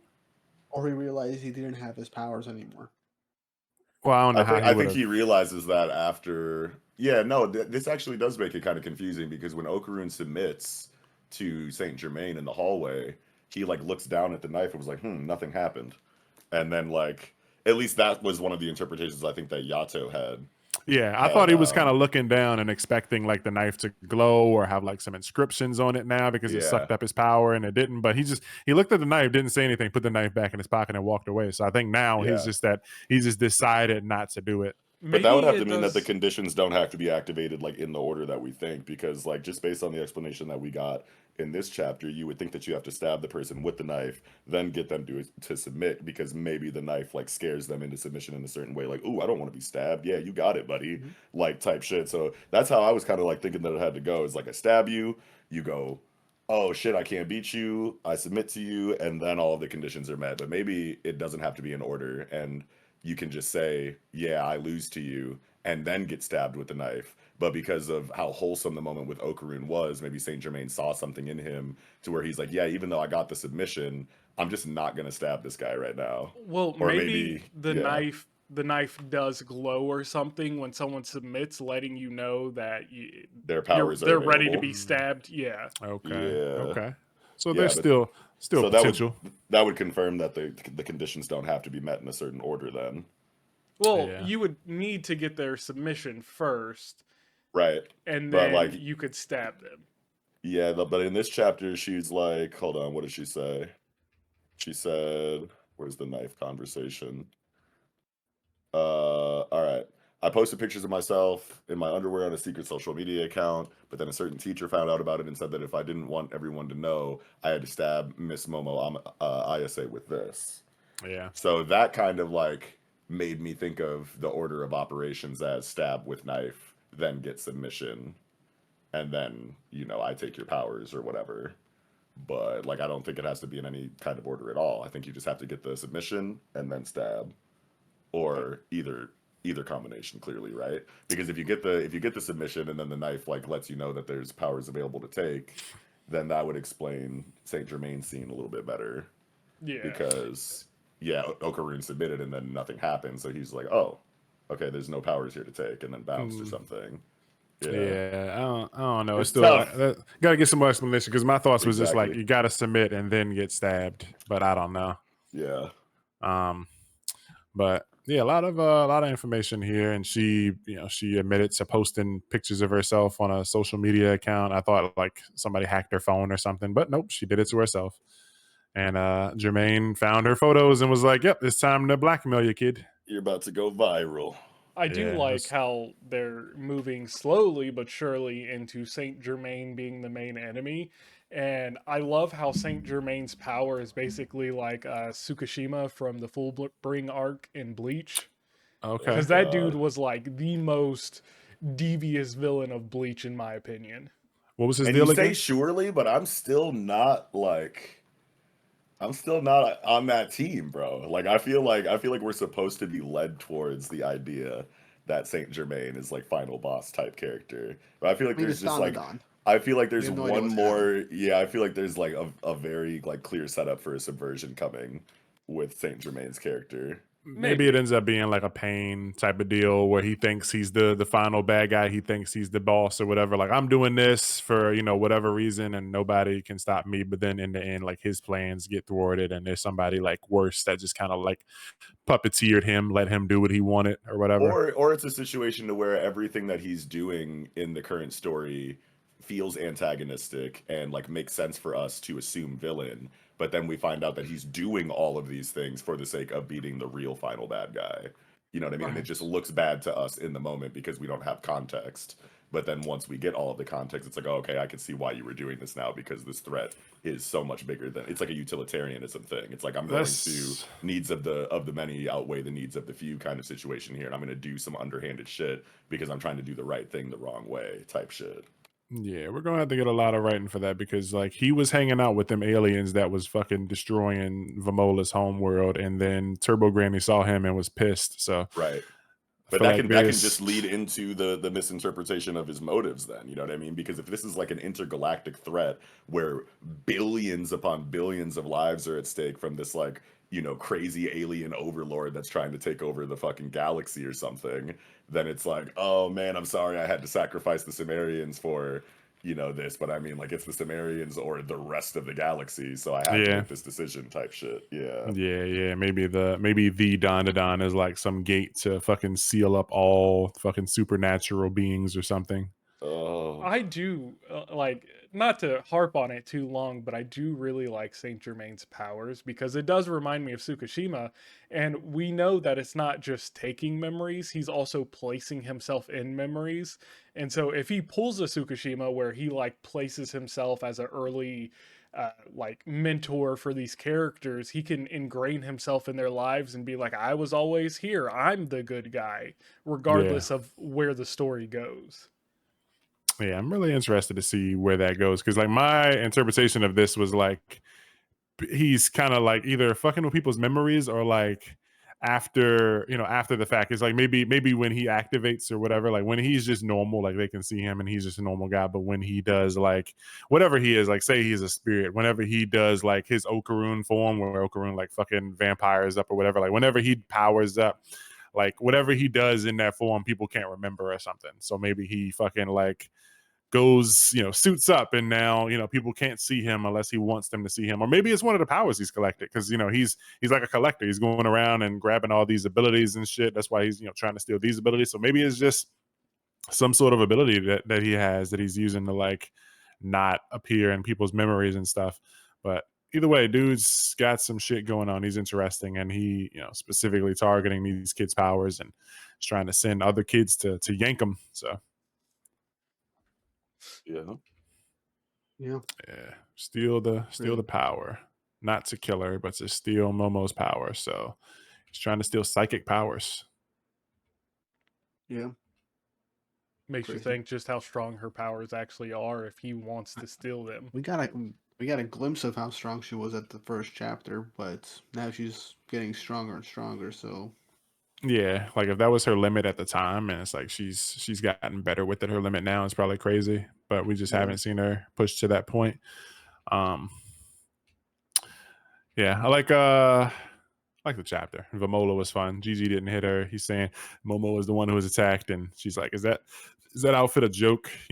Fucking Vamola's in that damn dinosaur suit. I love it. But fun chapter. Can't wait to finish up and go read that chapter and see what happens. A couple hours ago. So this is, what was this, chapter 174? I'm flipping through trying to see if I had anything else. Lots of good moments here. Queen cocking back that arm to fucking slap her was hilarious. Like she reached way back. For the wind up, dude. Like, bro, relax. This is still a 14-year-old. Yeah, that she you're slapped her swinging across on the right room. now. And then like her hair, I feel like Koki's hair got a lot longer. Like when we normally see her, like, yeah, it's kind of long, but like when they're sitting in the fucking nurse's office, her ponytail is like all the way down her back. It's like, what happened here? I mean, her hair was already long. I don't feel like it was that damn long though, all the way down her back. Like that shit's past her shoulder blades. But I guess somebody was right. Whoever said maybe the nurse would be an ally or whatever. I wasn't a fan of it, but we'll see how it goes. Yeah. Nurse is an ally, and how would that work? Like we got multiple adults allied with the kids now. We got grandma, we got nurse. I guess the cop guy with Zuma or whatever. So crew is hefty, large size gang for Dandadan. But I think that's going to be it for me, chapter 174. What about you, Knots? I'm good. What about you, Weeb? I'm all good. Traffy? Squeezed. That's chapter 174, Dandadan. Now jumping into Gachiakuta, chapter 117, the hero of the story. Traffy, what are your thoughts? So this chapter poses an interesting dynamic between Rudo and what's his Folo. name? Folo, yeah. And I do find that really interesting. I don't want to just instantly hop right into that though. I'll start with the beginning of the chapter because I like how it's made a point that they haven't fought any trash beasts in a long time. Yeah. Now And the work orders are piling up, and it's like, oh yeah, I guess we haven't seen that in a while, and we're seeing the effects of that. it's like they've been doing a lot of important stuff, but they haven't been doing the main job of the cleaners. Yeah. I like that. And it reminds me of stories like when you think about shit like that, it's like stories like Jujutsu Kaisen where it's like their job is, fucking wiping out these fucking cursed spirits, but after a while it focuses a lot less on cursed spirits and more on, fucking bad humans doing dumb shit or whatever. So it's like it's cool to be like, hey, you still kind of gotta fucking deal with these monsters. You can't just chase the raiders and look for little girls, all day. You gotta kind of deal with this fucking trash. That's what we do here. Yeah, I wonder if I we like ever that. got writing in Jujutsu Kaisen where it was like, yo, you've been like focusing on this specific like 4 character curse family and like a couple other humans for like a really long time, and since we haven't really had the staff to deal with the regular everyday like curse attacks, like this is what's happened to Japan over here or over there because our sources or our resources have been spread like too thin or whatever. Like I wonder if we ever got writing like that. I need to reread Jujutsu soon, but. If it happened, I think it would have been like after Shibuya in that like section where we had like 3 Right. pages that were just text or whatever. It would have been Yeah. probably there. Yeah. But yeah, good chapter here for Gachi, man. Like It's I like this. interesting. Go I ahead. wanted to talk about Mildreda and like her potential relationship to Noerde or whatever, the like lightning hair girl Yeah. that Rio fought, because there's this like mention of her, with this dialogue bubble that I do not remember from that arc, where she says she lived in a village of women in the Southlands, the warrior tribe Saleya. Oh yeah, I And it's remember like that. I didn't remember that, so I'm like, oh shit, that lore is gonna crack when we get it.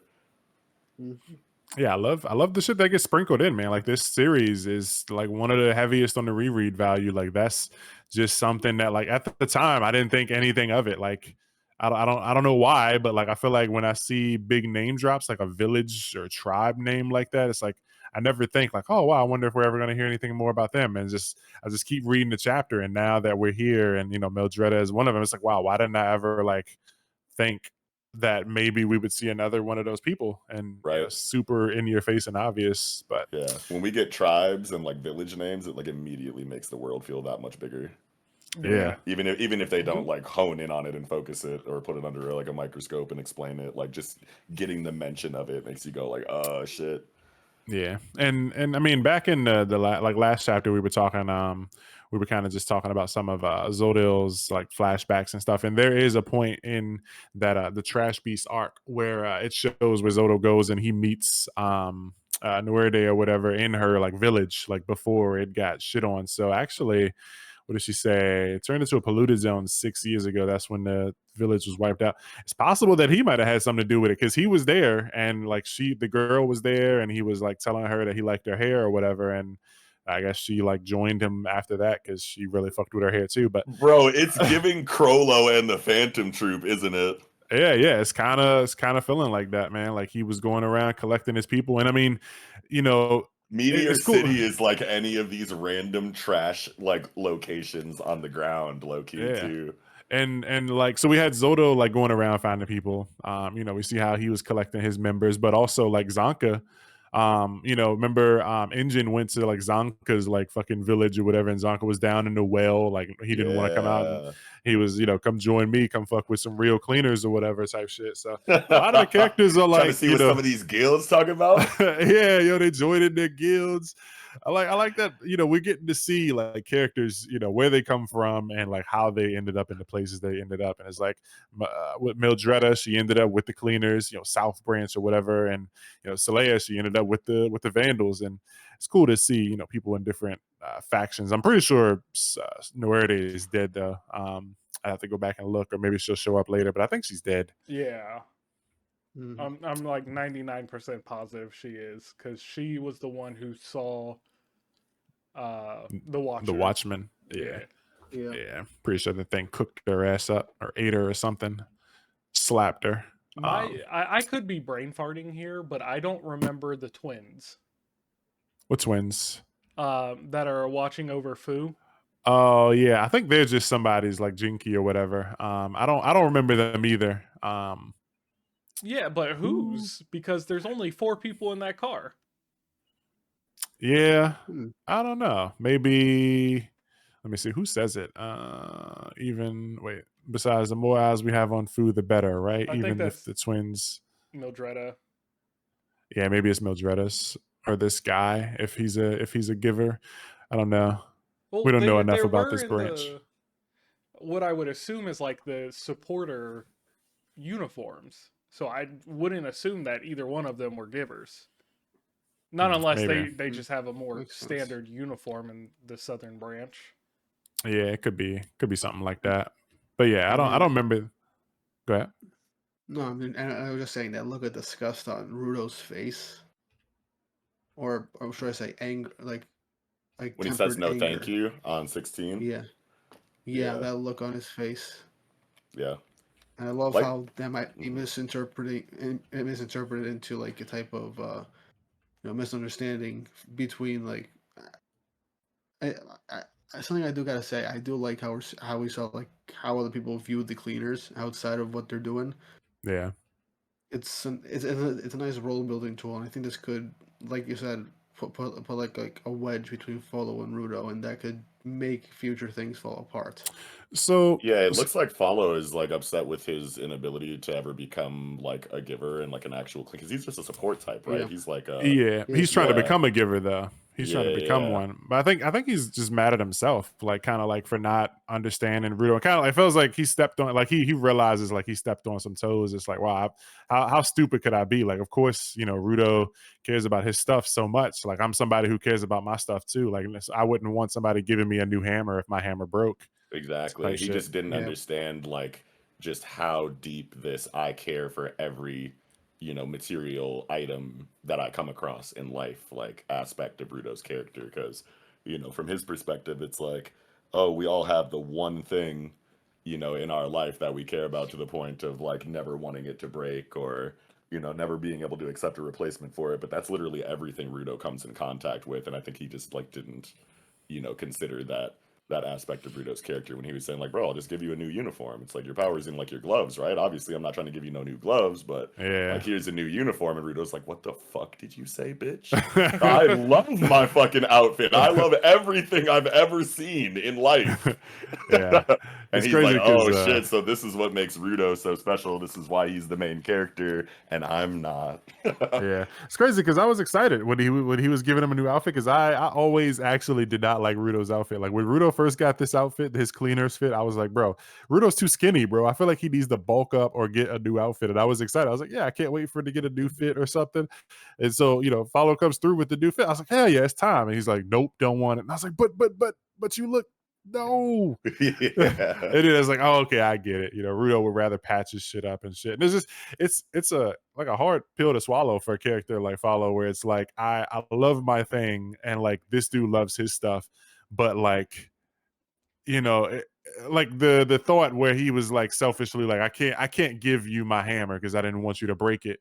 Right. And it's like it's hard to like knowing how much Rudo cares about his stuff and then caring about your stuff. Rudo gave him his gloves, and it's like that's huge. Rudo was like, "Here's my gloves" or whatever when they did. Yeah, the but he outfit couldn't swap. give him his hammer. Yeah, it's like, and it's like, oh, I suck, don't I? Yeah, it's just like, I mean, but it makes sense. It's like, yeah, you gave me your gloves, but like, I know, if you touch shit, it's broken. Like the shit is gone. My hammer that I've been like nurturing for 12 years. It's like, I'll never become a giver if I give it to you, and it's just like it's some shit that it's gonna weigh on his heart for a long time. That This is plus that like kind of character conflict we were talking about like a couple segments ago, I think in like the Centuria chapter, where it's like two characters like having an ideological clash where, you know, both characters are making sense and valid points on either side. So it's like a who's right, who's wrong kind of thing. It doesn't feel right to call either of them right. Doesn't feel right to call either of them wrong.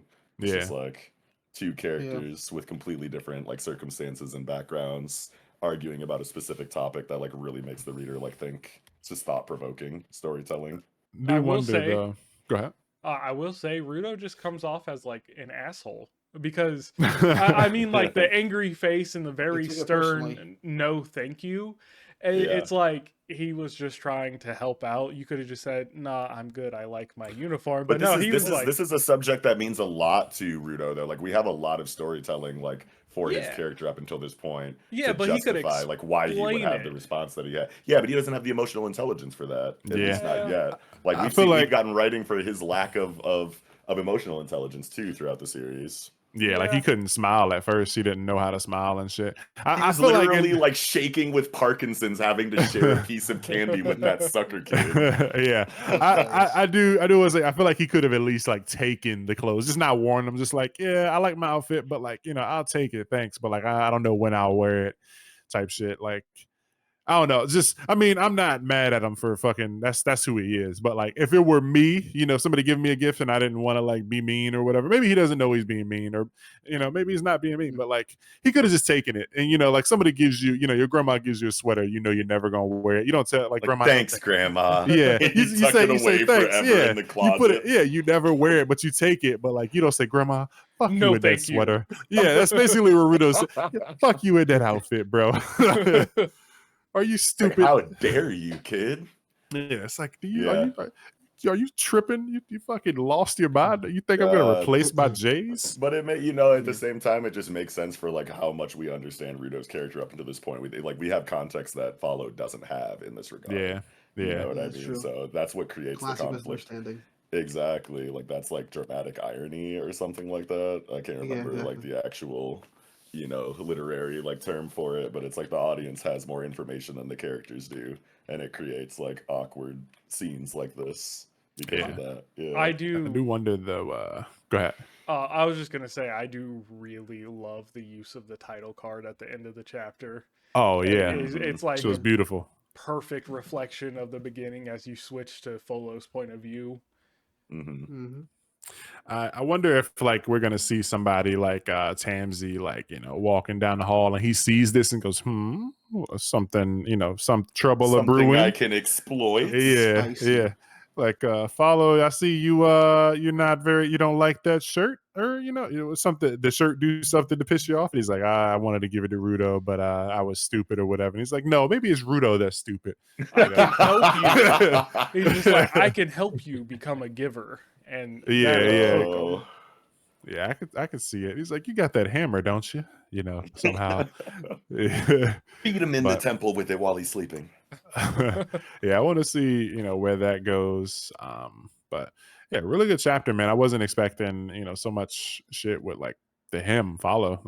It'd be cool. I can't wait to see if he ever becomes a giver. But he really just, it seems like he just doesn't, he doesn't get it, man. He doesn't have the thing, like he, you know, being so shocked about like how Rudo you know, took this whole situation. It shows that he's missing something like up there. Like he's not fully ready to commit, I guess. He likes his hammer a lot, but it's like he don't love his hammer yet.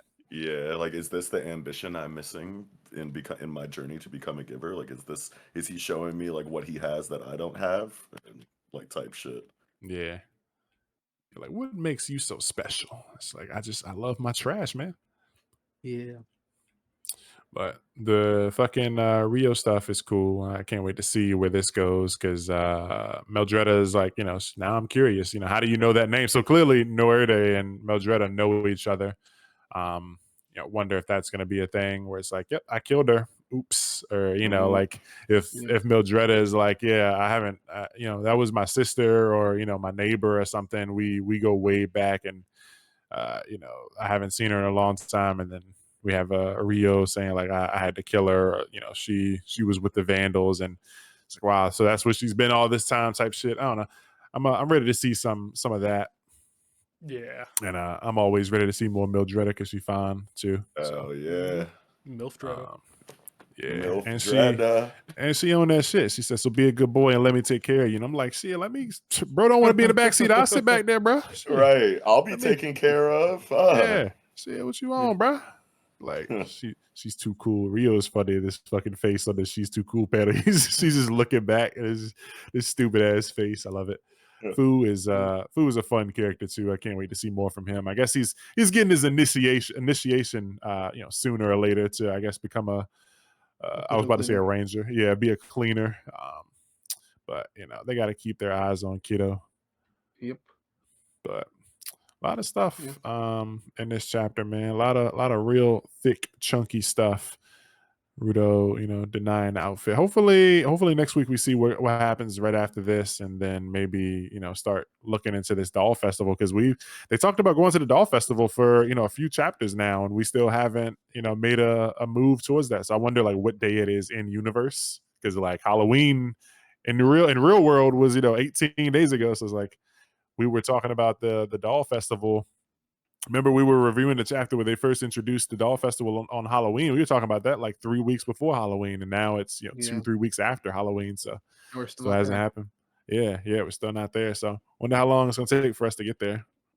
Next Halloween. Bruh, please no, don't do this. But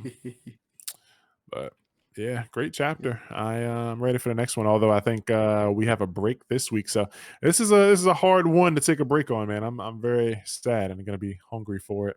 Yeah, me too. Yeah, but I think I'm squeezed out for what is this, chapter 117? What about you, Traffy? I'm good. Knox? I am good as well. I'm all set.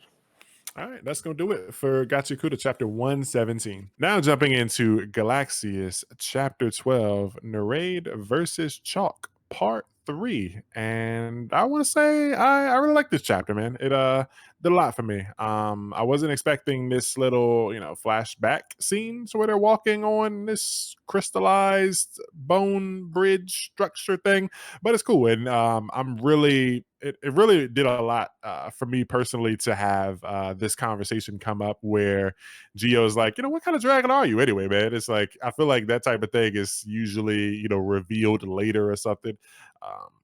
Flashing forward, I'm not going to talk deeply on it or whatever, but just, looking ahead, we see that we still don't get the answer, but it's still nice that the question does get, asked this early on in the series.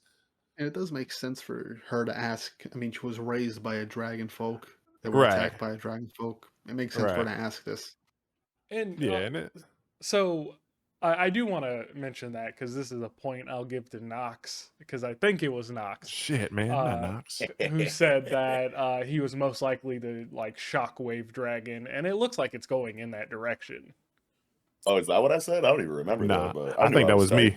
No. I think that was me, honestly, because I was gonna say that in this chapter too. Sorry, Traffy already said it. Traffy's historically wrong, so no, you're right. Correct. What is wrong with y'all? Historically wrong. Give me my flowers.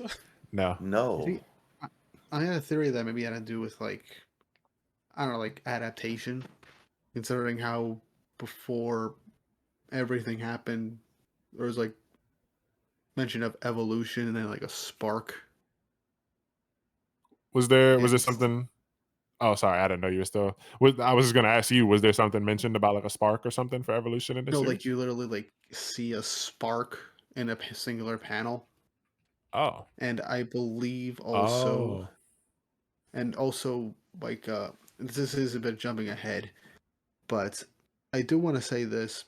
This is something I didn't notice until literally after the fact.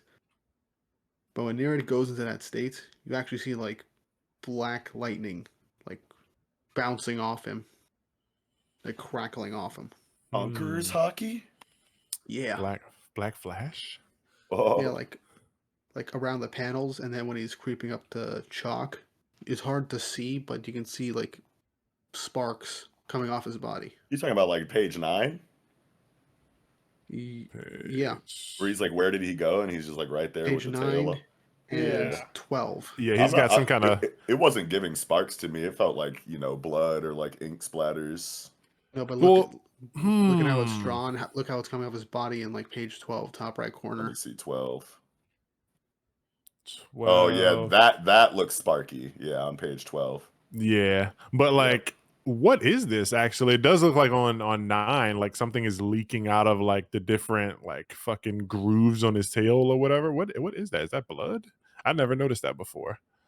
Like it's like something black coming out of like the bottom of each like notch on his tail, like the triangle bits. Right. Yeah, it He's feels like those like sections on his like modular tail design are like bleeding at the connecting points. Yeah. Either that or it could just be like like little fleshy bits like in between the muscle like tissue or whatever. That could be it. Could be. Like, my whole thing about it being like adaptation or something is that in that instance, he couldn't stand because he had severe oxygen deficiency. Mhm. So the only conceivable way for him to like get back up on his feet and break past that is to like instantly have his body like adapt to that situation, so he can to somehow function get with as less enough oxygen as he needs. Yeah. Yeah. Yeah, it'd be Yeah. crazy. It'd be crazy if he just starts like evolving to like, you know, adapting to every situation. Like he's Darwin drowning from X-Men Yeah, like somebody's like drowning him and he just fucking boop. Now I got gills type shit. Yeah, that would be fucking broken.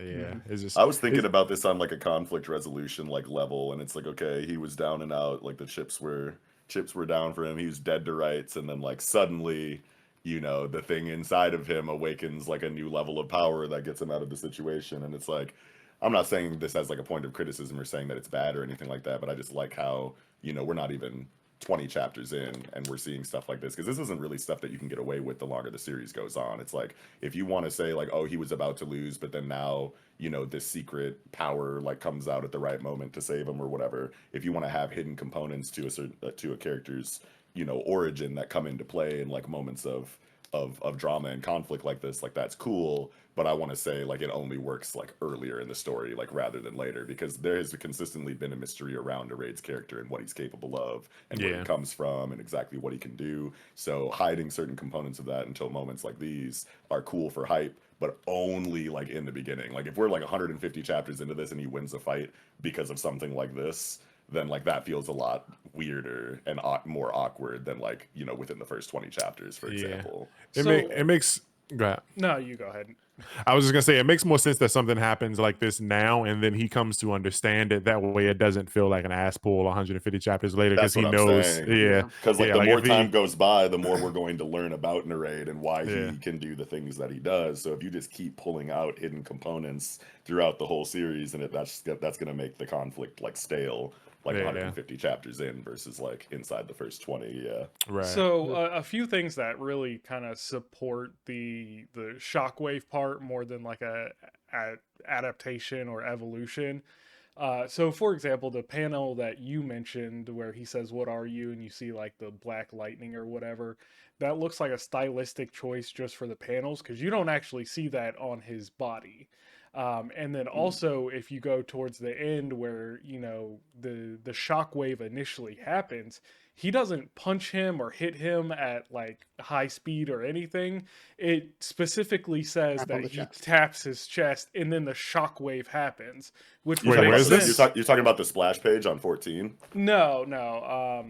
It's when he's talking about the Royal Zodiacs, and he's like, "Royal Zodiacs, what a fancy name!" Even though none of them. That's page 13 going into 14 when he does the shockwave. Yeah. So he just taps him, and then the shockwave happens.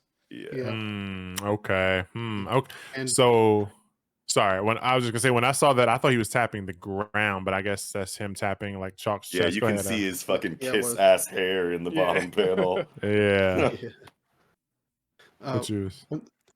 Like two things, but one, something else that was mentioned in this chapter that could end up making us wrong is that Nereid says that when he uses power, he just can't help but feel very, very angry.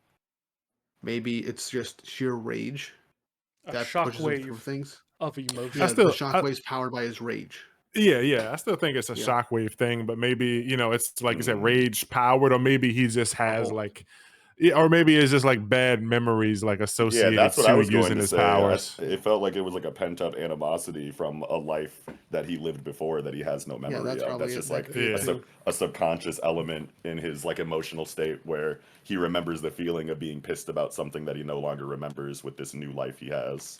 Yeah. Yeah. Yeah. Also, the mention of the zodiacs and how they didn't do anything. This heavily like implies or confirms Nirei was around a long time ago, maybe like right before that the group was enacted, or maybe he actually knows potentially what happened to the king deep down due to his lost memories, Or and was he so is the king that reincarnated in some kind of way. I'm telling you, that king twist is coming, buddy. Well, they but said he's the kingdom's ghost, and they would have realized if Yeah. he was the king. No. but They would have didn't realized. sorry, didn't in at the end of like chapter 4, didn't we get that like page where it was like her dad spoke to them Through through him? Yeah. Yeah. Yeah, so it's like I feel like he might be some sort of like fucking multi-soul hosting homunculus or something, like because like Possible. I feel like, you know, the dad was in there and he was like, you know, don't come searching for me. But then on this page where it's like, open your eyes, that clearly feels like a different type of being. character. Like this feels like an inner demon Sukuna type of deal. And then, Or his you true know, self. what is that? I'm not Yeah. familiar with that one. No, Or his his true true self is what self. he said. Oh, his true self. Okay, I thought you were Yeah. saying a person's name. But yeah, it Yeah. could be. It's like he could have multiple personalities and multiple like things that he could be tapping into. Like it could be shock waves and it also could be something different. But yeah, I think at this time, like whoever he is, like I don't think I feel like after this fight concludes and when he, you know, goes back to his happy-go-lucky self, he's not gonna know who the Zodiacs is. Like I feel like this is somebody else, like in the driver's seat, maybe like a Yeah. rage mode or something. But Yeah. I Or don't old know. memories coming to the surface. Yeah, it could be. It could be just resurfacing memories, and that'd be dope too. If he comes out of this and he's like, "Gio, I know some shit now," and it's like, "Oh, okay." But Yeah. I mean, at the very end, you know, regardless of what happens, you know, Schmidt grabs him, and it's like, Mitty boy. yeah, Schmidt could very well, you know, have heard that whole thing and was like, okay, let me wipe Buddy memory real quick, and he just goes back to being a fucking idiot that doesn't know shit. So, I mean, him being this like scientist type character, he could do some shit like that. We don't know. You know, he was doing. We might get some interesting lore. His Yeah, face hope so. looks very Explanations. concerned. He seems to know a lot. At least a good amount. Wait, what'd you say about his face, Traffy? In that last panel, his face looks very concerned more than anything else. I can see it. One thing I do want to point out, though, and this is a very small detail that may not mean anything at the moment, but Schmidt is wearing the exact same shirt that Homie is wearing in like the weird panel where it says "Open your eyes." In the bottom in the middle, he's wearing like the same colored collared shirt. Wait, where? Oh, yeah. if you want to live, then evolve. Yeah, Who what is that? person? What is that panel about, actually? You know Yeah, what? You know what's actually an interesting idea? What if Schmidt uses illusions to just sneak up to Nereid and try and get him back up because maybe he wants to see more of what he can do, or he wants him to beat Chalk now that Chalk's no longer useful to him. What would the illusion? Where's the illusion element come into play here? Like, no, maybe he just masked his presence, like like what happened with the townsfolk not knowing who he was or seeing him at all. But we know that Schmidt has been close by. Didn't they show him like creeping behind a corner, like in you know, in a couple chapters ago? Yeah, that's what I'm saying. Maybe he used his illusion to get by unnoticed when Nero was collapsing to the ground. Maybe he did something to make it seem like Chalk was walking farther than he was. Are you trying to But then say again- that you think it's Schmidt saying "Open your eyes"? It could be. But Yeah, I don't that's understand the how least illusions. likely. I don't understand how Yeah. illusions like play like a role in him walking up on the raid right now. Like this dude's like unconscious. Why would he need to sneak? Yeah, he's about to pass out. His eyes are white. His tail's like disintegrating. He's about to fall like into the rubble. And Schmidt, in this case, did him a favor catching him. Yeah, He's about to have a bloody nose. yeah. I don't know why he would All I need know his is that powers. all I know is that he was just so conveniently close to him at the end of the fight. I Oh, mean, I feel sure. like that's pretty common where like a Yeah, character that's just common. jumps in, I'm you just- Yeah, know. we know he was in the area too. Like I Yeah. don't see him like using his abilities to get close here. I Hmm. don't really see a logical reason for that. I don't know. I saw a possibility in my comment section of my previous review, so I thought I'd bring it up. Oh, see, I'm sure. gonna see possibilities. Yeah. I'm gonna have to go read that and tell them no. Yeah. You're I'm right wrong. behind you. Yeah, but the action in this one was great, man. I loved the fucking uppercut and throwing him into the wall. My favorite though, I actually went and tweeted about it like a couple hours ago. I fucking said I posted a tweet. There was a gif of Mario from the fucking Super Mario movie, I and saw that. yeah, it was fucking the fucking Super Smash Brothers Mario fucking forward air when he jumps in the air and does the fucking like overhead punch, like Yeah. at page 11. He's cocking back his arm while fucking Chalk is in the air, and he hits him with that fucking spike, sending him to the Yeah. ground. I was like, yo, that's And he's just another one of on my the favorites. ground, eyes wide open, Bro. looking so fucked up. Like, Yeah, I was like, damn, this is like almost like horror art in Yeah. this I do dude's like reaction. I do like that we did get Nereid turned to stone, for an instance, but then he just used his shockwaves or whatever to like burst out of the casing. yeah, he too strong. He Just- got crunk on that shit. Yeah, that was really cool. That was fire.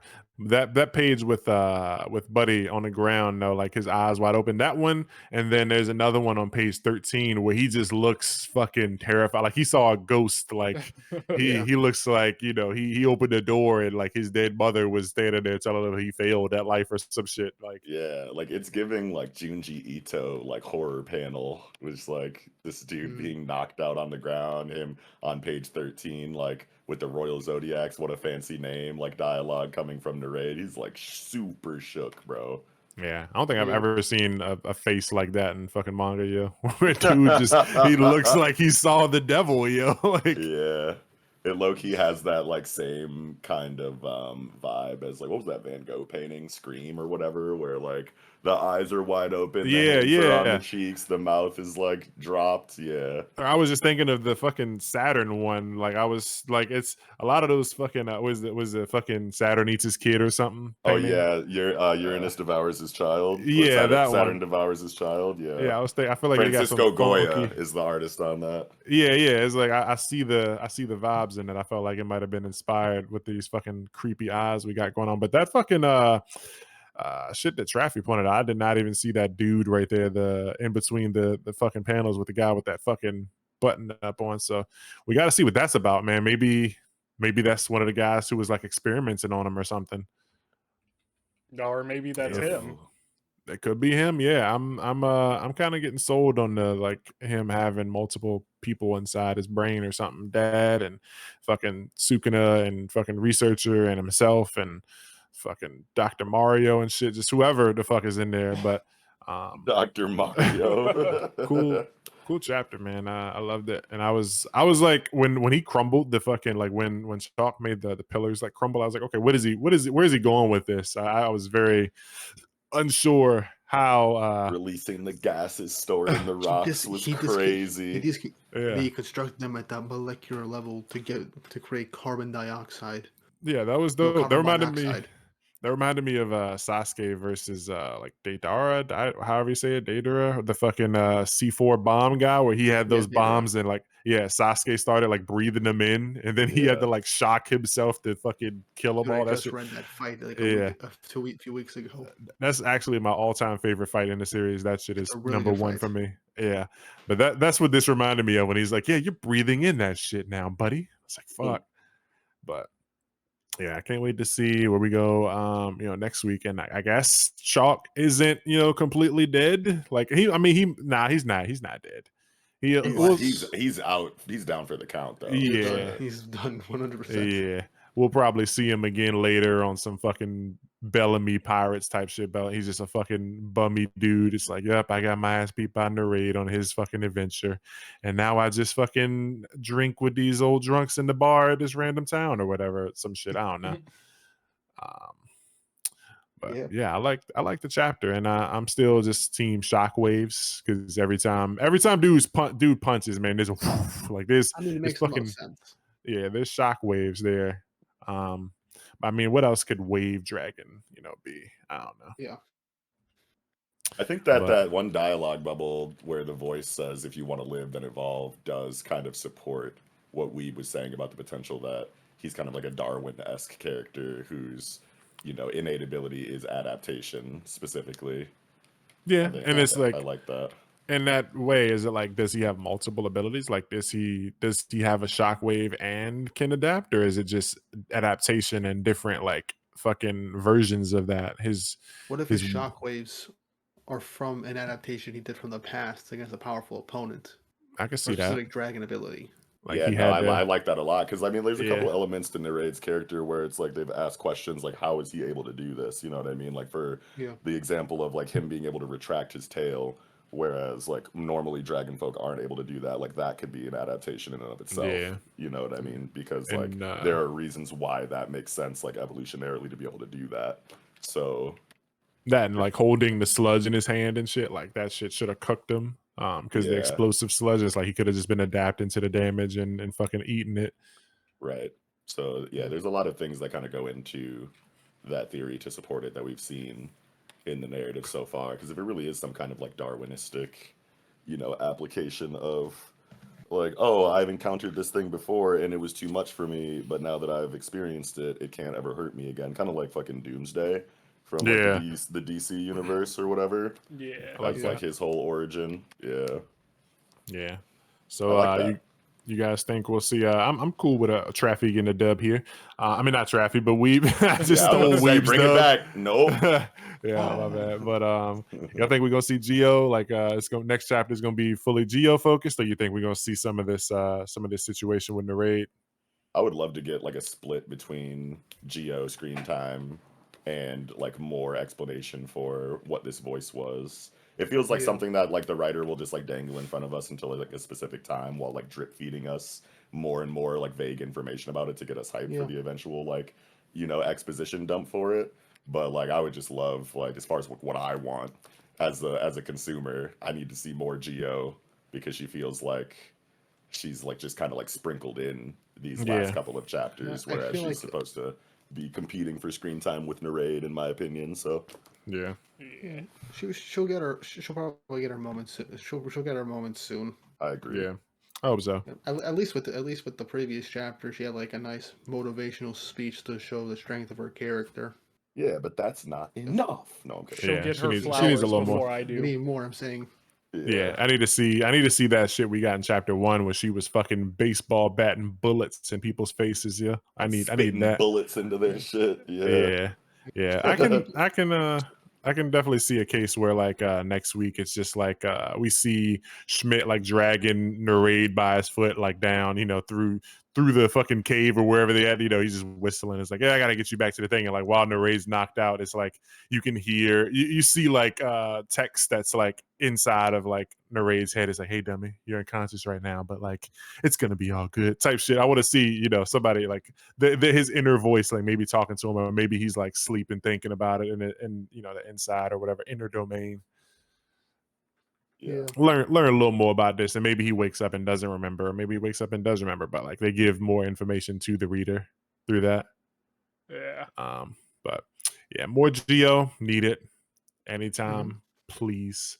But I think I'm spent on chapter. What is this? 12. Chapter 12. What about you, Traffy? You got anything else? Nah, I'm good. All right, Knox I am also good. and Weeb. All good.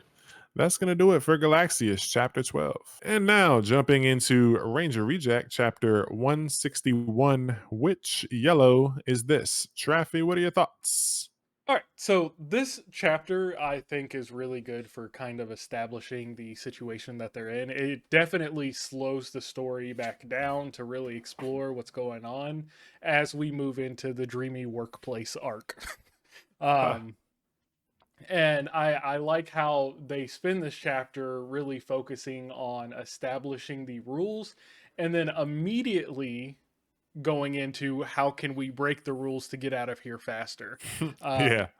As Knox likes to say a lot with this series, this chapter definitely focuses on the meta narrative a lot more. And it's really interesting how they're tying in our daily lives to associate with how D is trying to figure out what he's supposed to be doing. Like, uh, we don't want to work all of the time. It's Yeah. something that's We're told. constantly looking for shortcuts and loopholes to get to the money faster. Yeah. Yeah, and it's something that's like constantly said that, you know, we have to do it. We have to do all these things to find a good job so that we can spend the rest of our life working so that we can retire. And, you know, that's supposed to be our whole purpose. But then, you know, you got to take some time for yourself to slow down and really enjoy life and appreciate the things outside of let's go get this next paycheck. And that really fits in with D's character while he's trying to figure out what he was born to do. Yeah. Right. Because we definitely weren't born to just work, pay bills, and die. No. You know what I'm saying? That's what And they want it's us like, to do. yeah, and I feel like this is like a critique on like big corporations that use the idea that you're supposed to be, you know, a functioning, productive, and you know, participating member of society. So of course you get a job, and of course you have to work because Yeah. like nothing comes for free, and like all of that stuff makes sense. But corporations kind of take advantage of that and like exploit their like workers because they know that it makes sense that you have to have a job. So it's like, what are you gonna do? Not work? And it's like, no, I just don't want to work for your shitty ass because you're doing it the wrong way, and you don't see me as a person. You just see me as a profit churning worker robot. And it's like, that's not the dynamic we're supposed to have here. No. You know? And Yeah. I think like what I'm trying to understand is more so the pecking order of things. So we know that Shinya is making the least amount of money of our established characters, so he would be in this world for the longest, whereas Peltrola would be making the most money.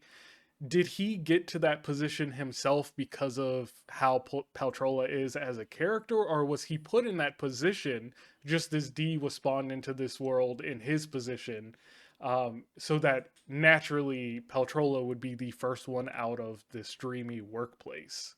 I gotta wonder why bro even like created this scenario in the first place with his powers. I still feel like it works as kind of like a reforming rehab type of deal where it's like, okay, you kind of angry right now and you're on a lot of shit, so we're gonna toss you in here until you get your act together. Kind of like, you know, sitting when you tell your kid to go in timeout or whatever, you know, you fucking don't come out of the corner until you know, you got your shit together type shit. That's what it feels like to me. But at the same time, I really love how these dreamy situations are actually giving D kind of a crash course on human life, because it's like he's an alien, and you know, he's an alien monster type of thing That never and went to school and yeah. never had a job. Yeah, so Oh it's shit. like, yeah, he's, you know, he's being forced, you know, at first he went from, you know, fighting, being a circus animal for these kids and shit, and he hated humans. He didn't really understand anything other than, you know, thinking like they want me and my race to just be dead. And then he, you know, he goes and takes the Balong exam. He meets these kids that are not, you know, so terrible.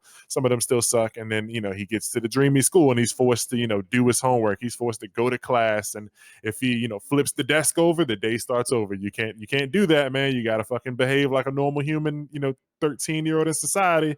Go to class, eat your lunch, you know, do everything on time. And he gets out of there.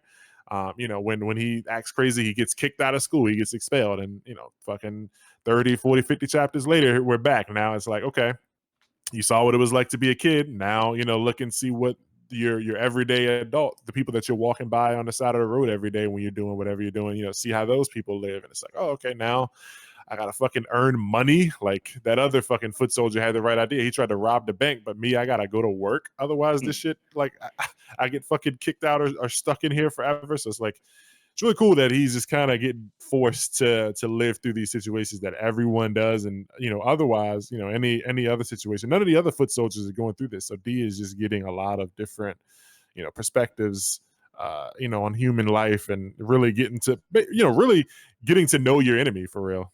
Yeah, dead ass. Yeah. So one other thing that I just thought about as far as their positions go. So for this new Shinya specifically, we don't know too much about how he is, but if we associate him with you know, the Shinya that we do know, putting him in a role where he actually has to protect people and follow the law feels fitting because it's trying to teach him how to be a morally just person for real, and it seems to be working. Then you move up to the top of the ladder and you have Peltrola, who's an executive, but he's the leader of this team, and so this role's to teach him how to be a proper boss.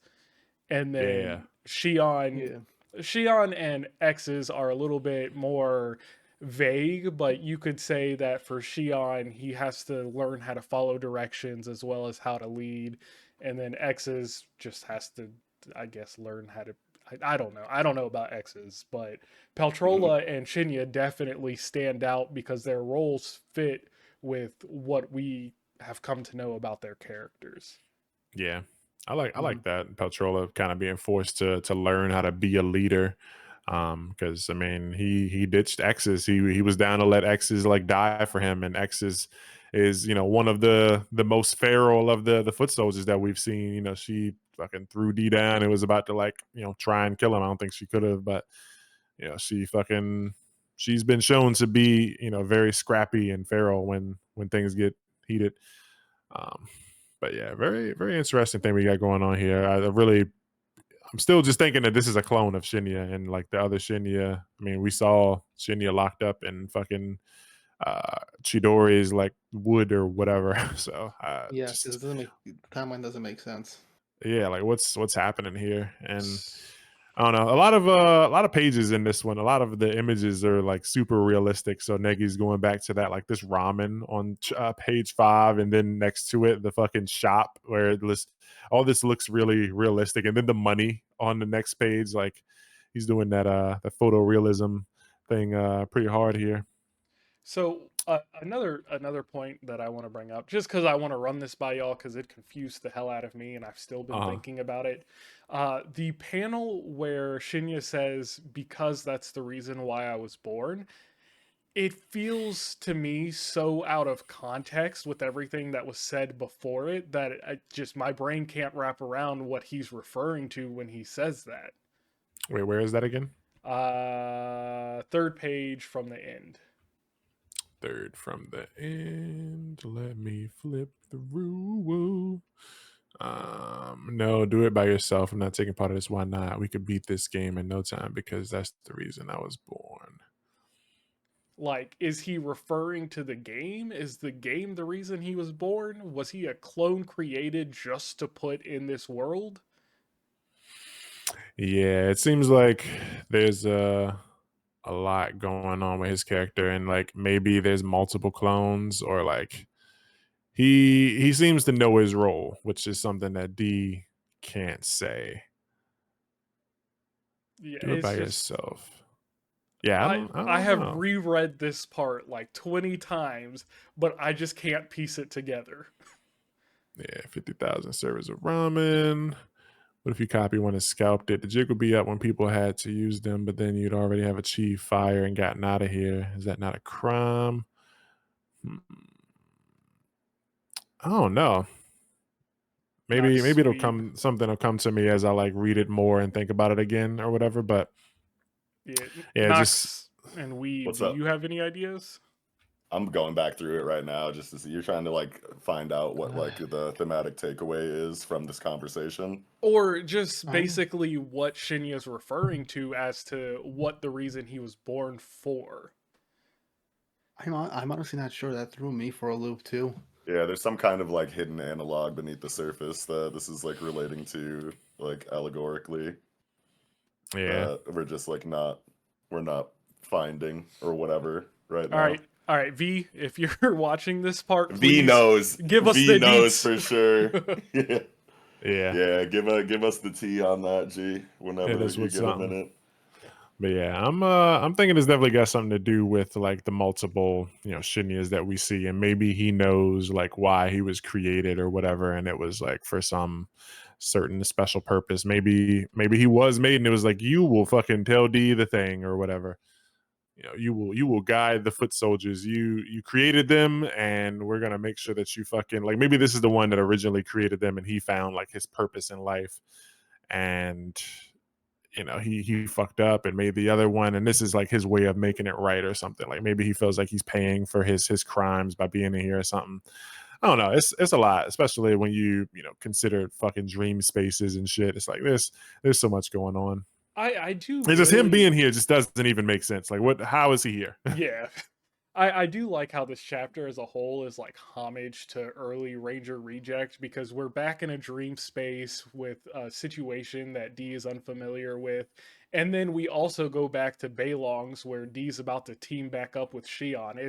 It's cool how everything's kind of mixing together for stuff that D has already experienced.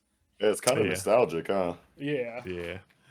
It's funny. I wonder now that you mentioned it, the team up, like Shion betrayed him. So is D like gonna at the last minute be like, nope, fuck you, taking all your money, and fucking. Hell yeah, he is. Look at that face he's making on page 18.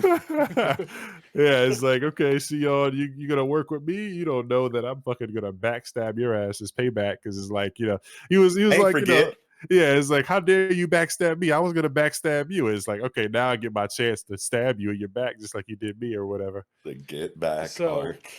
On my chapter review for this, Rick commented, and he brought up like I think it was Rick said, it might have been someone else though, but they brought up how it's gonna go once Shion remembers and realizes that he's been working for the person who killed his brother. Oh yeah. Oh, Peltrola. Yeah, that's a thing, ain't it? Yeah, I wonder though. Like, I wonder how much of this is actually their memories, or like are their memories are their memories fucked? Like some of the people that were in. Yeah, they've been replaced with like whatever their role in this dreamy life, situation needs them to be. Yeah, and that's why for the sake of what they're supposed to be doing here. Yeah, that's why Shion said, "I don't know. I feel like I have to be somewhere else." He has that instinct that he has to do something, but he just can't remember it. Like I'm a completely different person than the person I've been being in this space. I can't put my finger on it, but like something doesn't feel right here. And I was my gut right now. Yeah, all right. I was like, in my brain, it was like they know, and like maybe Shion tried to kill Peltrol at first, but this like world was like, nope, you can't do that. You actually have to work with him, and it's like he's fucking, just having to fucking push through, even though he knows he wants to kill Peltrola, he can't, because like he'll lose pay and get kicked out or something. Well, but like if you remember the Dreamy School, they were slowly being converted to just be school children. Yeah, like it happened to Usakubo, and then I think Hisui for a moment. So I guess he's it's happening the opposite way. He's probably wiped, and he's like, he knows, he has that feeling or whatever that there's something else he should be doing. But I don't know. Wonder if that's happening to X's and Peltrola, or if it's just like Shion and Yellow. I mean, we haven't spent enough time with him to really know. Shinya feels like he's fully aware of the situation. Like there is no like halfway with him. He knows that he's in a dreamscape, and he knows like the conditions to get out of it. He's just who he is this morally correct version of the Shinya we know, because there's a scene in this chapter when they're walking to the ramen shop, and he pulls a sticker off of a power meter. And I stared at this because I was like, maybe that sticker represents something, but I think this ties into like the jaywalking scene. This is vandalism, and he's just trying to clean it up. Yeah, I like that. At first, I thought it was just like him, kind of like, I thought it was like a passcode thing. Like, if you see this sticker, this is the place to go type shit. Like, I thought he was kind of like removing the mark for like a location that he knew about, but it makes sense that he's like removing vandalism. Yeah, being a cop or whatever. He's just a morally correct version of the Shinya that we know, and it's what makes him super interesting, because it's such a contrast to the character that we actually know. The character who, lets his teammates die, experiments on people, and murders people. Just a huge difference. Yeah, so now that just makes me wonder like how things would go, like if he did manage to get out, and then this Shinya met with the other Shinya, and it's like, remember we were talking a few weeks back, like what if Sosei came to the fucking battalion and he just was like on TV beating the shit out of like the current Red Keeper like on TV. It's like, how would this work? Like they're doing the Spider-Man meme where they're both pointing at each other and shit, and it's like, So that I was want that was actually the comment that Rick said left. So it was someone else who mentioned the other one. Rick said mentioned that D has had a moment to sit down with basically every keeper except for Sosei. Oh, okay. He's had a heart-to-heart a talk with Soma, Noah, now Shinya, Chidori, just missing Sosei. Yeah. Sosei is the one that's fucking filled with rage the most. So I think we're leading into that, and that'll be a really interesting conversation. Because will he by that point still be on his like superiority complex, or will he be more aware of the plight of the foot soldiers? Yeah, he'll be able to relate to them because they were created just like he was. Yeah. I'm really waiting on that to be like someone actually say that in the series, because like you can see it. He thinks about the shit he said to Suzukiri, and he knows that he's a clone now. So it's like, I want the I'm just like you and me. We ain't too different conversation. We're not so different, you and I. Every episode. Yeah. Had to make sure it happened. Couldn't let it not go. It's always a different series too. Yeah, nah, for real. That just goes to show like how often the trope / like cliche or whatever has been used. Yeah, it works. Yeah. But yeah, funny chapter, fun and funny chapter. D is like, these guys are praying for me for some reason. It's like, yeah, D, you're an idiot. So, yeah. But it's always funny how like 161 chapters in, and Negi's still able to hit on how non-human D is in different scenarios. To be as human as he can be in most scenarios. In the end, he was more human than all of us. For real, yeah. And he's gonna be like the ultimate blended. He's just gonna live on as a human. Like he'll be dead or something, or maybe he'll find a different appearance. And it's like he didn't go through so many different life lessons. He went to school. He went to fucking work. He fucking learned what kendo was. He knows how to like talk to cops and shit. Like he's learned a lot of things. He's stopped a bank robbery. He's lived a crazy human life for a guy who hates humanity. Watch that shit come back, because Shion does steal all the money, and then D's like, well, it's time to go rob a bank. It's like, I've seen this happen before. I know how this works. Give me all the money. But yeah, I'm down. I can't wait to see where this goes. As usual, that's usually how the end of these conversations go. Can't wait to see how the next one goes. Yeah, but, I mean, if we didn't feel like that at the end of each chapter, what's the point in reading that story? For sure. Very for true. sure. But yeah, Ranger Reject, big girthy chapter. Loving the dream space. Always wanted more of it back when we got it originally. So happy that this didn't end quickly. So I wonder how long we're going to be in this arc, and if we will kind of tab back and forth between D being in here and whatever's going on with the Rangers outside, or if it's going to be like when D comes out, fucking 3 days have passed and they're like, all right, D, you missed a lot. Here's what you missed.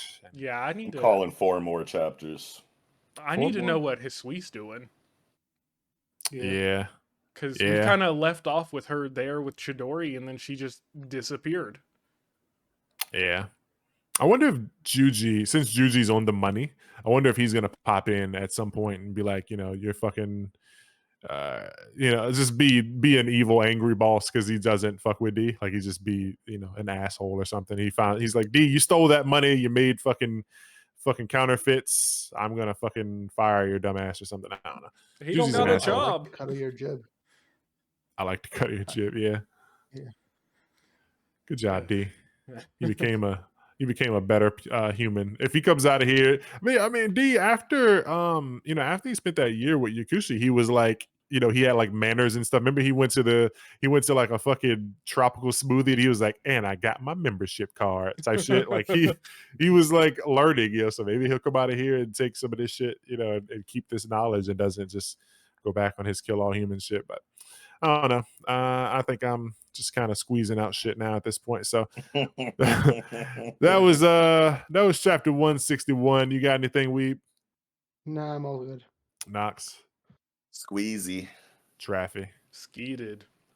Ranger Reject, chapter 161, people. Holla holla. Now we jump into Ichi the Witch, 11th Hunt, Witches Conference. Knox, let's hear your thoughts. Loving this color page. Ooh la la. Yeah. Yeah, this Beautiful. very like poppy. I don't even know like the proper like art analysis terms to like apply to this color story, but it's giving something that I can't like quite put my finger on. But I just love the detail in the eyes, the swirly, color combination for the cornea or whatever that is in the pupil. Yeah, that part reminded me a lot of Act Age, obviously. Just the colors and just the art. It's the same artist, so Yeah. yeah, beautiful There's color also page. just I think there's like we got a color page 2 chapters ago now, 3 chapters ago. Oh, did we? I don't even remember. Yeah, we did. I The think one, started this mini. the fucking back shot one, yeah. Huh? Yeah. Oh yeah. Yeah. Yeah. Unfortunate conditioning. Yeah. Yeah, that one was great too. I'm liking, I'm happy we're getting color pages. It's clearly a very popular series. Also, they just made a Twitter account for this series like Yeah, Saturday or I followed Sunday Oh, like too. an official one? And they dropped Yeah. a clean version of that color page. Oh wait, I gotta go find it. I don't know if I saw that. I gotta use that for something probably, maybe. Yeah. But yeah, that was a dope one. I'm happy they got a Twitter. That's usually a good sign. But still no volume cover. I think the volume's coming out in January, so looking forward to seeing what that cover look like because that shit got to be big Me bling too. bling. But Imagine it gets so popular that Viz ends up deciding to do English translations earlier than planned, like they're doing with Kagurabachi. they need to. Don't fucking pussyfoot around. Just give us that shit, yeah. Yeah. But yeah, chapter 11, yeah. Knox, you were still. I think we interrupted you if you wanted to. Oh yeah, I was still just trying to like really break down this like color page like in my mind. Just I hadn't even thought about like words for the actual chapter yet. I was just like still trying my best to appreciate the color page. But let's see. Yeah, no, I like the situation here. Getting Shira Badana again is great. I love her character. Everything that she's talking about is really good as far as like, yo, here's the logic presented for why we should be supporting this Ichi kid.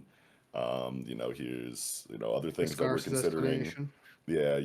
We got a good combination of points made for and against, Yeah.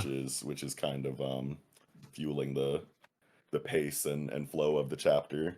Yeah, And I like conversations like this or whatever, or like them trying to get to the bottom of something based on what's been presented so far or whatever. Courtroom like- vibe. Yeah. I like the presentation of Toge Ice, or however you say her name, and how she is the Ice.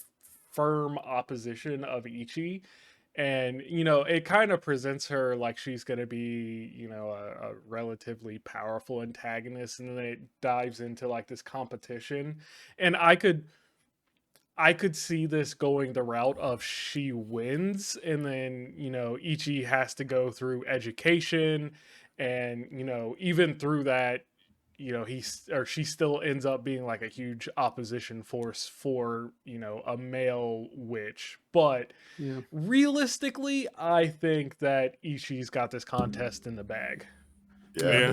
It's just an interesting dynamic to explore. Like I just love like clashing schools of thought, you know what I mean? It's Yeah. like, hey, you have this by the book character that thinks that the route to success is paved in study and following the societal like guidelines as well as you possibly can, because that will produce like the strongest potential based on like a history of this method and model like working for everybody else. But then you also have the logic of like, yeah, but this is like a completely unorthodox style that we've never seen before that seems to be like really effective because look at what he's accomplished in just the last couple of weeks. So it's like, do we really need to go by the book? And it's like, well, I'll prove that we need to in this competition. You know what I mean? It's just like such a cool arc to set up. Yeah. And I And do like. Go Yeah, ahead. go ahead. Go ahead. No, I'm just saying I like how they just brought out every single point for and against, like you mentioned. It really feels like Nishi like thought of everything for this type of scenario. And then they're like, you know what? Let's just do it now, because if we hold on to this, it's going to leak out and it'll be a bigger pain in the neck later. And I like how Marigold and her assistant just want a vacation for all the questions that they've had to put on hold. And she had to intimidate people to like shut up so they can figure this shit out. I just found that funny.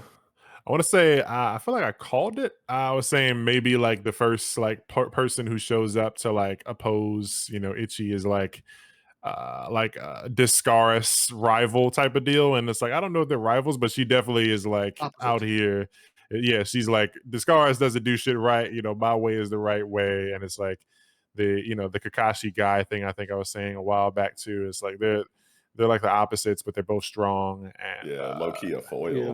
For real. Yeah. And it's like this character also feels a lot like Caligo from Iruma, which was the fucking teacher that like didn't approve of like a lot of stuff Iruma did, but he just happened to be like a great student. So it was like I can't his whole thing is like trying to like bust Iruma or whatever. Is like he just keeps doing like the right thing or whatever. So it's like I can't fuck with him. So I can see either Aruma winning the competition or like maybe she wins, but like she's still just like starstruck by like the thing Ichi does or something, and it's like, all right, maybe she's gonna get turned out by actually like seeing Ichi, in the field at like some point. It's like, damn, I really thought that it was all about study and discipline, but this kid just keeps surprising me in all these ways I didn't think were possible, and she's gonna be on the team after a while, I think. Maybe she fucking maybe she like likes him and really fucks with him, but like when they get around people, she's like, no, she doesn't fuck with him. Like for keeping up appearances, she's got to be a hard ass or whatever. Right. Mm-hmm. I can see something like that. The characters in this series have a lot of character to them. I love how Ichi gets like the sneeze panel because people are talking about him behind his back. You see that so much in manga. Yeah. I am curious how like what the trial is going to be for this mushroom magic, because like the main thing that I can imagine is he's just like, you have to eat this poisonous mushroom and survive.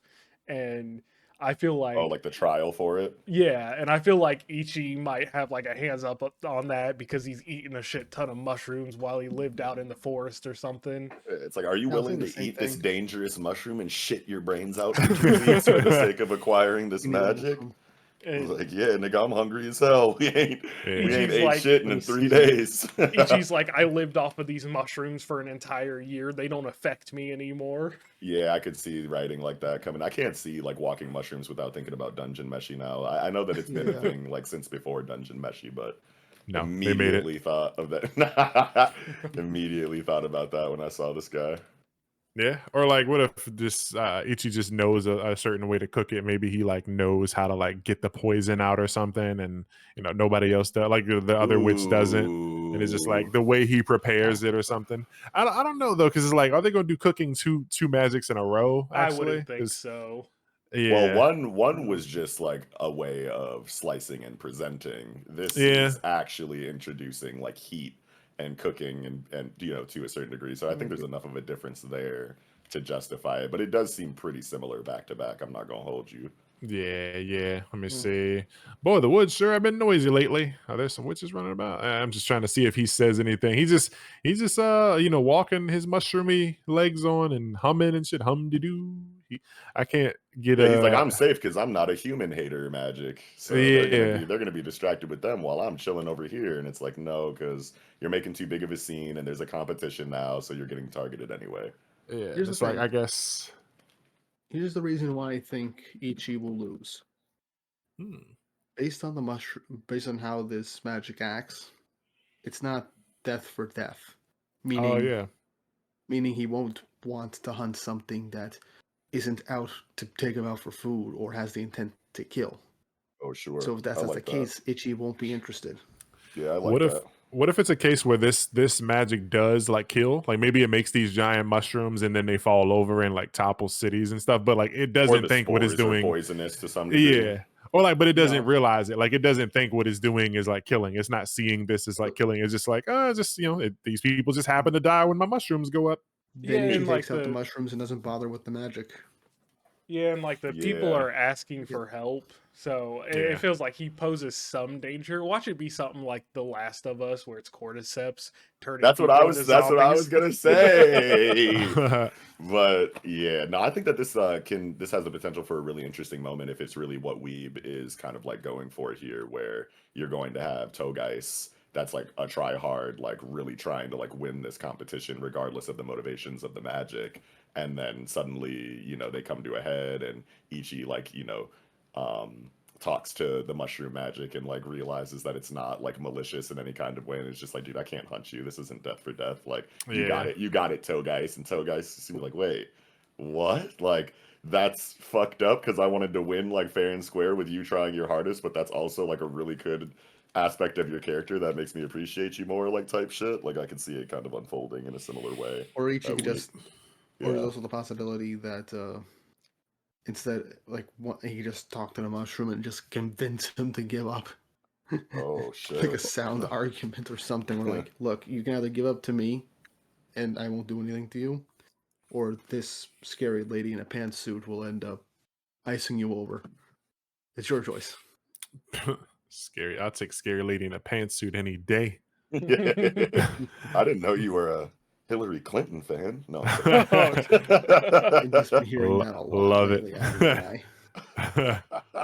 But yeah, I don't know. I can see it in a case where Ichi's like, I can't do it, and then she does it, but then she's pissed. She's like, like a fight me situation where it's like you need to compete so that I could beat you at your strongest, and then he's just like, you know what? I actually don't want to compete with you. You're not trying to kill me. You're supposed to be trying. Yeah, why aren't you killing this thing? Do the trial. And he's like, I mean, the guy isn't bad. He's like, he looks at the mushrooms like, do you want to kill people? No. It's like, he's not bad, man. I can't hurt him. Can't kill him. Yeah. But yeah, fun chapter, man. I love Shirobadana. She's fucking like in this one page. Yeah, what is this one page when she's in between Discars and Togeis or whatever. She looks like a Yeti or something. I don't know what this is supposed to be. She's just like a blob with her arms and eyes. What page? Yeah. I honestly can't even tell. Yeah. It's like page, 11 or something. 17. Page 17. Yeah, she's funny as hell. I wonder though, like, excuse me, got the yawnies. If she does win, like, is Ichi gonna do the fucking side part? Like, is she gonna get Ichi to do it? Like, maybe he does it for like a day and then like he sneaks off. It's like, fuck this, bro. I can't have my hair like this. Like, maybe he, a bet's a bet. He goes through. Well, he isn't here to make the bet. So what if he's just like, I wasn't there. Like, I never agreed to this shit. Like, they're kind of like siding him up. I think it's important to give like Ichi certain L's, like, throughout the course of his, characterization or his character arc or whatever. This could be, the form that one of them takes, because like he's been like really up like since the start of the chapter. Like he's accomplished pretty much everything, every obstacle that has been put in front of him so far. He's kind of cleared and taken like the spotlight in that, which has been good for his character so far. And then you introduce like a certain obstacle that he maybe can't get over. I feel like that's also good for his character. To happen at any point in time during his shit. We definitely don't want like a golden boy like character that never like has to struggle and always wins everything. Yeah. And, et cetera, et cetera. But like until like a major threat shows up and really gives him a challenge physically or magically or whatever for like a later L, I think that, a more academic L in the meantime kind of like makes a lot of sense for his character, especially because of how triumphant he's kind of been up until this point with every kind of conflict that he's run into. So maybe this is like the first time he can't get, the W by the end of the arc or whatever. And I think that this is a good slot for that. Yeah. I just wonder though, because like it is, just how often do we fall into that, like the character has to get an L thing? Not saying that he shouldn't, but like, looking at Aruma and it's like not all stories are, fucking stakes and taking, loss and stuff. And it's like, maybe this isn't, maybe this ends up being a series where the main character does kind of, kick ass the whole way. But I think we will see some else. This kind of story, like the shell for this narrative kind of makes me think that like L's like that are a little bit more necessary than at least what I've seen. I've only read like 150 chapters of Aruma, but it doesn't really seem like the kind of story that like, you know, would really benefit from it too much. You know what I mean? I feel like it's always good no matter what kind of story that it is, but Aruma seems like one you know, that doesn't really, you know, rely on it, you know, too much. But in a story like this where you have like, you know, human eating demons or whatever, and like, you know, things that threaten, you know, the integrity of society as a whole, I feel like if you're going to have your main character, you know, slicing and shocking and icing his way, you know, through these society threatening, you know, magics, that there should be, you know, some kind of struggle along the way to not give us like Gary Stu vibes in an action series, even if it doesn't lean into the action as much as its contemporaries do. Like it's still, you know, Weekly Shonen Jump battle power, superpower shonen. So and he is coming up on a lot of powers and, you know, getting a lot of W's. Like they were talking about, you know, most witches, you know, they fucking beat a magic after, was it some take even a year or two or more. We have records of magic hunts that took over a decade, and he's got all of his in like 2 weeks. So, right. He's kind of flexing, going crazy. They're giving him a lot of W power right now. It would be great if they like presented him with just all this power, yet he comes across a trial that he just absolutely cannot beat right away. Like you said, that'd be great. I want to see, like, what if there's one where he like really wants it, like, man, I really like, you know, like I mentioned Pokemon a while back talking about something else, and people were, you know, kind of mentioning Pokemon when this series first came out, you know, with the whole gyms and stuff. But like, what if there's a magic that he ends up like really wanting, and, you know, it's like the Mewtwo, but like he can't beat it or he can't catch it or something, or like somebody else gets it. It's like, I really wanted that fucking magic ability, but like my fucking rival has it, or like I accidentally killed it, or it fucking evaded me or something. I can see him taking L's like that too. Like Ichi finally sets his sights on a specific magic that he wants, so that he can have access to its power set, but just can't get it for some reason. Yeah, and it doesn't even have to be like physical L's. Like they can take the form of like psychological L's. You know what I mean? Like something to just like conflict with, you know, the character's, you know, situation, and allow an arc of sorts to come about from it. You know what I mean? Because if it's just like straight line victories like all throughout, like that's one way to grow a character for sure, but it doesn't like create that like, you know, looping kind of compelling course that a lot of other character arcs that are goated have kind of like taken or whatever. And something that we didn't really talk about, like, was the whole purpose of this competition. And it's like they're trying to either decide on if they should tell the world that there's a male witch, or, you know, keep it a secret for longer. And you know, I think telling the world would be interesting, because not many people know so far, and it's like I want to see, you know, how this world, you know, deals with that, because I don't know if it's just, I don't remember if it's just a select number, like maybe, you know, 8 or 10 witches in the witch society knows, or if like every witch in this place knows. I think they're still keeping it a secret from most. It's just I think just like people in headquarters, I believe. Yeah, like the top brass or whatever. So be interesting to see, you know, what a world where they all know he exists looks like. But fun chapter, lots of good stuff. Like Aurora, fucking when Ichi sneezed, he's like, "What? You sick? Let me make it worse," and he slaps him off his shoulder. And Discaris, like Shirobadana tossed Discaris' little comic, and she like reaches and grabs it or whatever. Like, don't throw my shit on the floor. That shit was funny. A lot of fun characters. I love all these guys and gals. Well, it's mostly gals, but yeah, fun chapter. Can't wait to see where this competition goes next week. You guys got anything else, Weeb? I think I'm good. Traffy? Tapped out. Nice. I am also good. Okay. And just before we move, just the color page, I wanted to say like another thing with Kamugi. Last chapter, I was saying I think Kamugi's like documenting a lot of stuff, and in this one, she's got like a notebook or a journal too. So I think that just gives that more legs, where she's kind of like writing down her adventures with the first boy witch type deal. Yeah. But That's going to do it for Ichi the Witch, Chapter 11. Now jumping into Astro Royale, Chapter 30, Testing a Hypothesis. Yato, give us your thoughts. Why, certainly. Yeah, I like the color page, man. This is yeah, whatever works. Color page is dope. This Super Saiyan God fucking Himuro ice head thing. Cool. Love Kinpa. Kimpa color page. Always gonna love that. If we get it more. She's dope. I love her whole floating thing she got going on. We talk about more, in the chapter, but fucking laughing at Hibaru just smiling while encased in ice. That's yeah. Boys just got the case of the smiles, yeah. Yeah, I love how like the ice effect is like playing off of the shape of the hair, and it shows like the two characters that are currently encased in ice, and how that's all, because of Himuro, who is the character that it's all centering around as far as that goes, is really good. Kimpa having is this like golden wisp illustration around her like supposed to be like the path of her like compact brush? I think so. I think so, yeah. Okay, because that's really cool if that's the case. That is dope. Yeah. I can't visually, think of this what is else. a very well composed, very striking color page. Yeah, there's a lot of honestly, really good ideas in here. Yeah, it honestly feels like this. Is that color?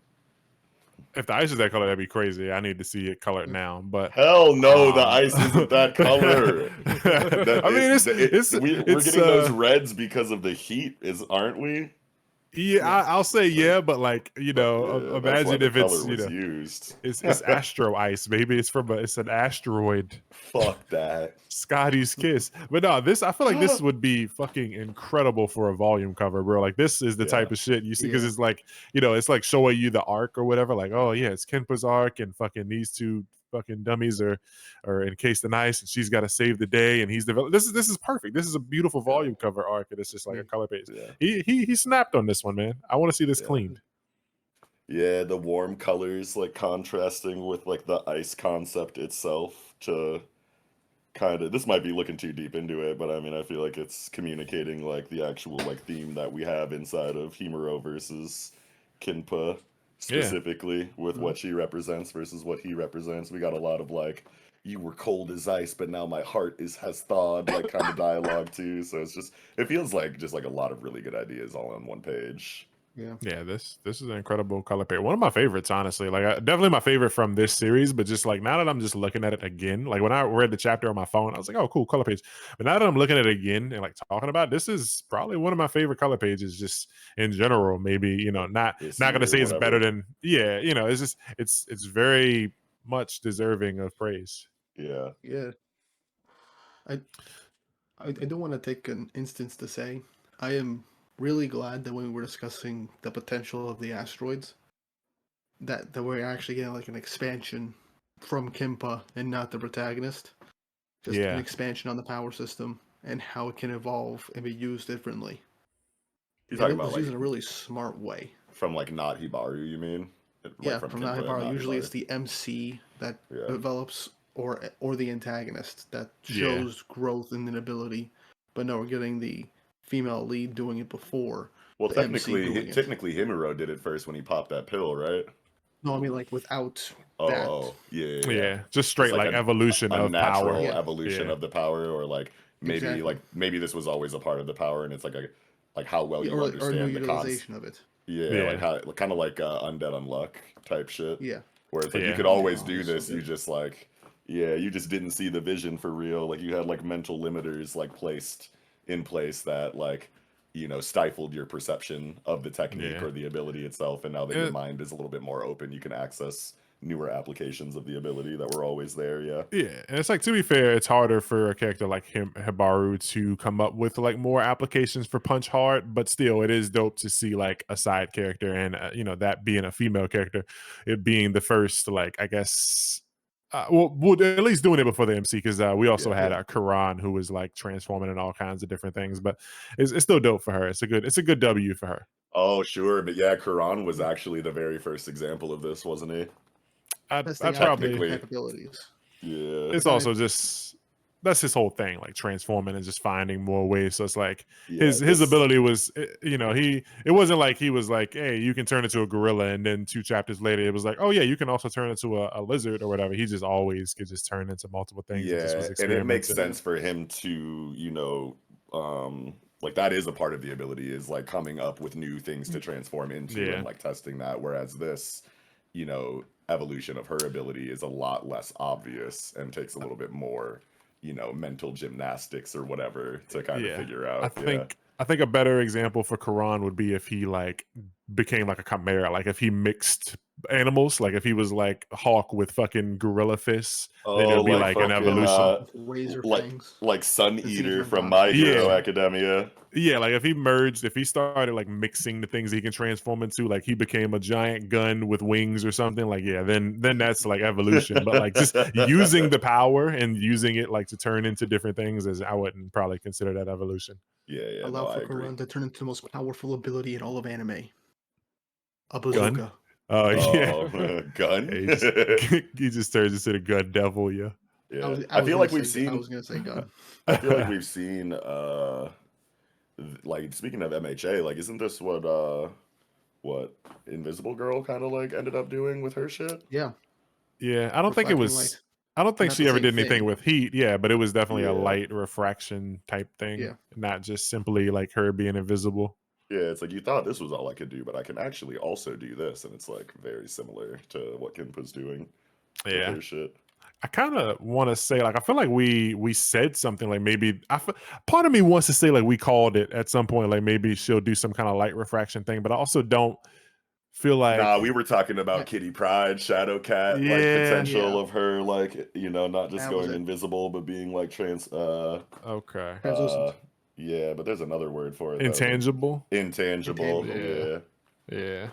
How would that work with a frozen person? Like you reach into the ice and grab her, but like, it makes the person that she touches intangible too? Yeah.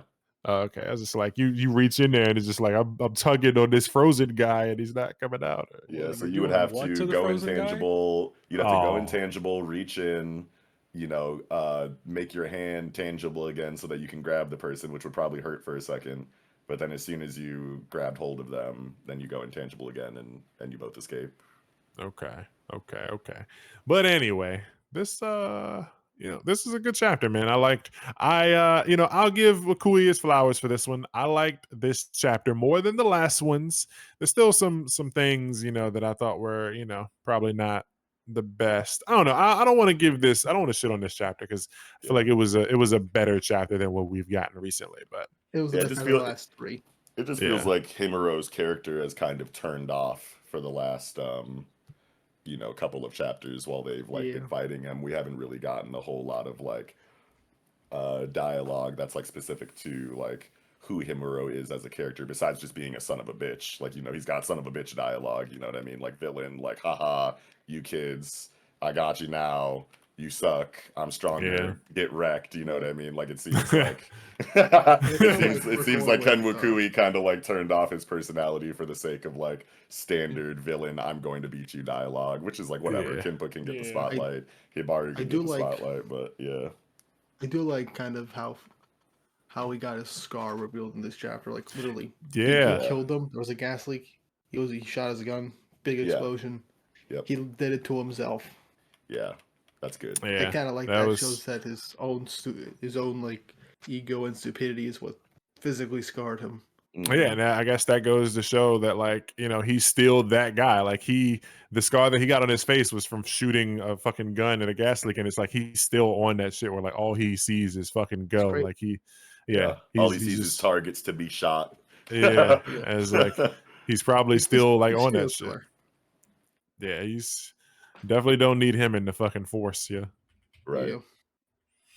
But I was happy to see bro. Literally, I was literally saying, what'd you say?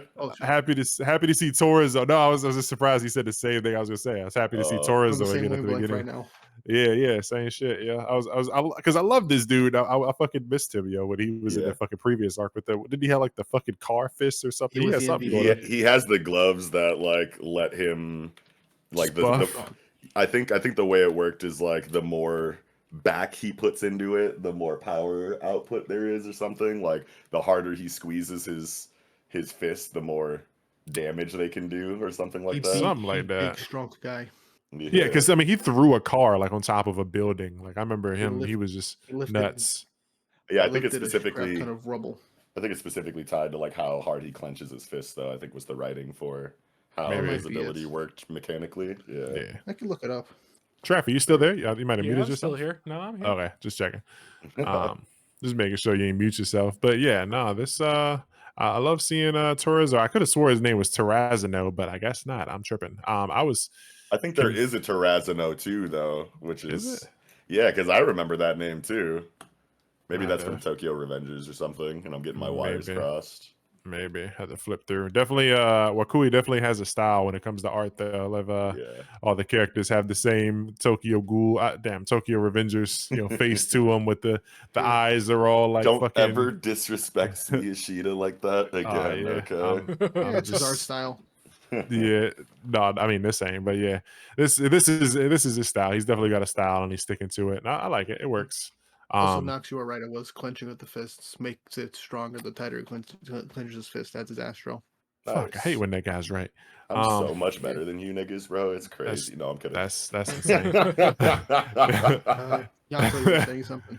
Oh no, I was gonna say I love my favorite page is this one where she's as a little girl, she's like, teach me how to get revenge. This shit is like super cool to me. Her as like this young kid, ponytail, fucking pigtails blowing in the wind, just approaching this fucking, this badass guy. Yeah, mafia boss guy. He's got the fit on. He got that shit on though, don't he? He really do, man. He got panel on page 17 where he's exhaling the cigarette, like, but you can't become a murderer though. It's like like those two pages hit, the cross hatching and the shading, like for the whole face and hands and neck and ears, just like you're selling this aura right now, Wakui. Yeah, Kenny Boy cooked on that. That shit was fire, but. Yeah, man. Kempa, she's a little soldier, man. She been plotting this revenge and getting tough and fucking working on kicking fucking Himuro's ass for a minute. That's been something she been thinking about. She want revenge. And so this double page spread on 21. Sorry to interrupt you for a second here, but I just thought about this. Like she brought up like the magnifying glass like aspect of, or like the the metaphor to. It's like when light gathers, it becomes stronger, like with a magnifying glass, and we're blowing up ant colonies and shit with this concentrated sunbeam or whatever. And then, like, in the double page spread on, like, 21, I think that's, like, what she's drawing with her compact brush, right? Is she's, like, making a big, like, refracted, invisible, like, magnifying glass window pane to channel the sun energy through, or the light energy. Yeah, I think you're cooking with that because I thought like I thought she was just like somehow it was bouncing off the fucking compact mirror in her hand, but no, I like that it's like she's drawing an invisible magnifying glass. Yeah, no, that's money. Yeah, baby. That's beautiful. The one thing I am concerned about is the realization of her power being related to heat. I could see him getting back up after this, and then she ends up on the back foot, and then she has to melt Hibaru and get him to help. I could see that. Get who to help? Hibaru. Oh! I see what you're saying. Yeah. So then it falls back into what you were concerned about in previous chapters, where it does fall on the MC to protect. But and get the overall W against the main villain of the arc. Yeah, in this situation, I'm hoping I'm wrong, and I'm hoping this does end the fight. Same. Yeah. I can definitely see like what you're saying happening though, which is unfortunate that you put that thought. Or at the very least, an assist. I'm seeing. Yeah, but even if this doesn't win the fight, like I can still see her eventually getting the W through like further like applications of this refraction situation. Even if he does get back up after this, go ahead. I think it still works. Like if this doesn't finish it, but like she actually melted Reri and not Hibaru, and then it's like the Reri and Kenpa get the W together, so it's still two girls getting the W. I like that. And it's just like an assist. Which actually apparently, Reri's ice is supposed to thaw any minute now. That's why he came back to the scene in the first place. He never hit her with another ice attack. So Oh yeah, and all the Yeah. heat is definitely what's to speed happening it up. without the heat. I Maybe think he- that, yeah. I was gonna say maybe he like he gets up and he's like, I ain't done yet or whatever, and fucking like he's about to, you know, pop another pill, or a missile like comes and smacks the pill out of his mouth, or hits him in the back, and he goes like flying towards towards Kinpa's like magnifying heat or whatever. Yeah, because I mean, like, Rary has like emotional stake in this villain too. Maybe not as much as Kinpa, but I'm pretty sure that Himuro like represents like the opposite of everything she went into law for. Yeah. You know what I mean? So she feels like betrayed by this dude becoming like a psychopathic weirdo that just booms everybody and using his position to like get away with like all of these dastardly things. And it's like, you're a blemish on my career. Yeah, you know what I'm saying? Like I went into this shit to fuck guys like you up, but you climbed up the entire corporate ladder being a son of a bitch and taking advantage of the system that I'm passionate about. So I gotta boom you with Kinpa. Yeah, I feel like that makes sense. Yeah, maybe like dude's on the ground and he's like, it ain't over yet, and fucking Riri comes up, like snags his like handcuffs off his back and just like slaps him on him. It's like, you're going to jail, dumbass. And suddenly his cannon just disappears. Like, how did you know handcuffs were my counter? That'd be awesome. Yeah, that'd be funny. Just cuff the cannon. Cuff one hand to the cannon. It's just you can't fire that shit. It's just behind his back. It freezes his ass cheeks off. Oh shit. Great chapter. I did feel kind of weird. Like, I mean, the refracting and the heat thing, it makes sense. But like, I'll admit, when I first saw it, I was like, we're going there. Like, that's happening so soon. Like, yeah. Heat you can feel Ken refractions. Wakui like connecting like the logical dots though. She made a point to say like, yo, my family members were scientists, remember? Like, don't think this is some out of left field like weird shit. Like, this makes sense for my character. Yeah, she cooked. It was a good chapter, great for Kinpa, and it's just like I'm testing a hypothesis. Like at first, like I was confused because I was like, I could have swore she ran while invisible before, but here he's like, you can't use what's the point of being invisible if you can't move? And I was like, what's happening? Why can't she? I could have sworn she could move before, because she was locked up because frozen. his ice attack landed earlier and froze her in place. Yeah. She got stun locked real quick, and so he was like, all right, well, now that I got you, pants down, sayonara, and then shot another one, and she like melted the ice and moved, and he's like, wait, what the? Oh, okay, now I get it. Because I was just like, why couldn't she? Because I was like, I could have sworn she could move, and why could she suddenly not use her powers and move? But she can. Yeah. It's just she got fucking snared. Yeah. So yeah, that makes a lot of sense. There we go. We cooking. This last page was great, but like him going, did you say heat? That shit made me laugh, bro. Like before we started recording this segment, I was rereading and I was cracking up after that shit because I'm just like, bro, like his worst nightmare. He's just like, what do you mean heat, bro? Like I can't believe it. The one thing that beats my ice. This man don't go out in the sun. Yeah, he only fights in the wintertime at night. Yeah. Yeah, bro's a whole joker out here, man. But or do you mean Mr. Freeze? Mr. Freeze. Oh, yeah, I see what you did there. I see. Gotcha. If dude don't die, which I don't think he will, I'm feeling like, he does go to jail or something because, crooked cop, you got, we beating your ass, we throwing you in jail. If he ever shows up again. Buddy, with the mafioso outfit did say, like, you can't kill nobody, though. Like, I'll show you how to get revenge, but don't become a murderer. True. So there's... What you mean thrown in jail? He's gonna get suspended for a year. Yeah, and then move to a different precinct down the street. Yeah, but I mean, they got Rary on the job, bro. She not letting that go. What they called her, like the fucking speedboat or fucking. They gave her a nickname. They gave her a crazy.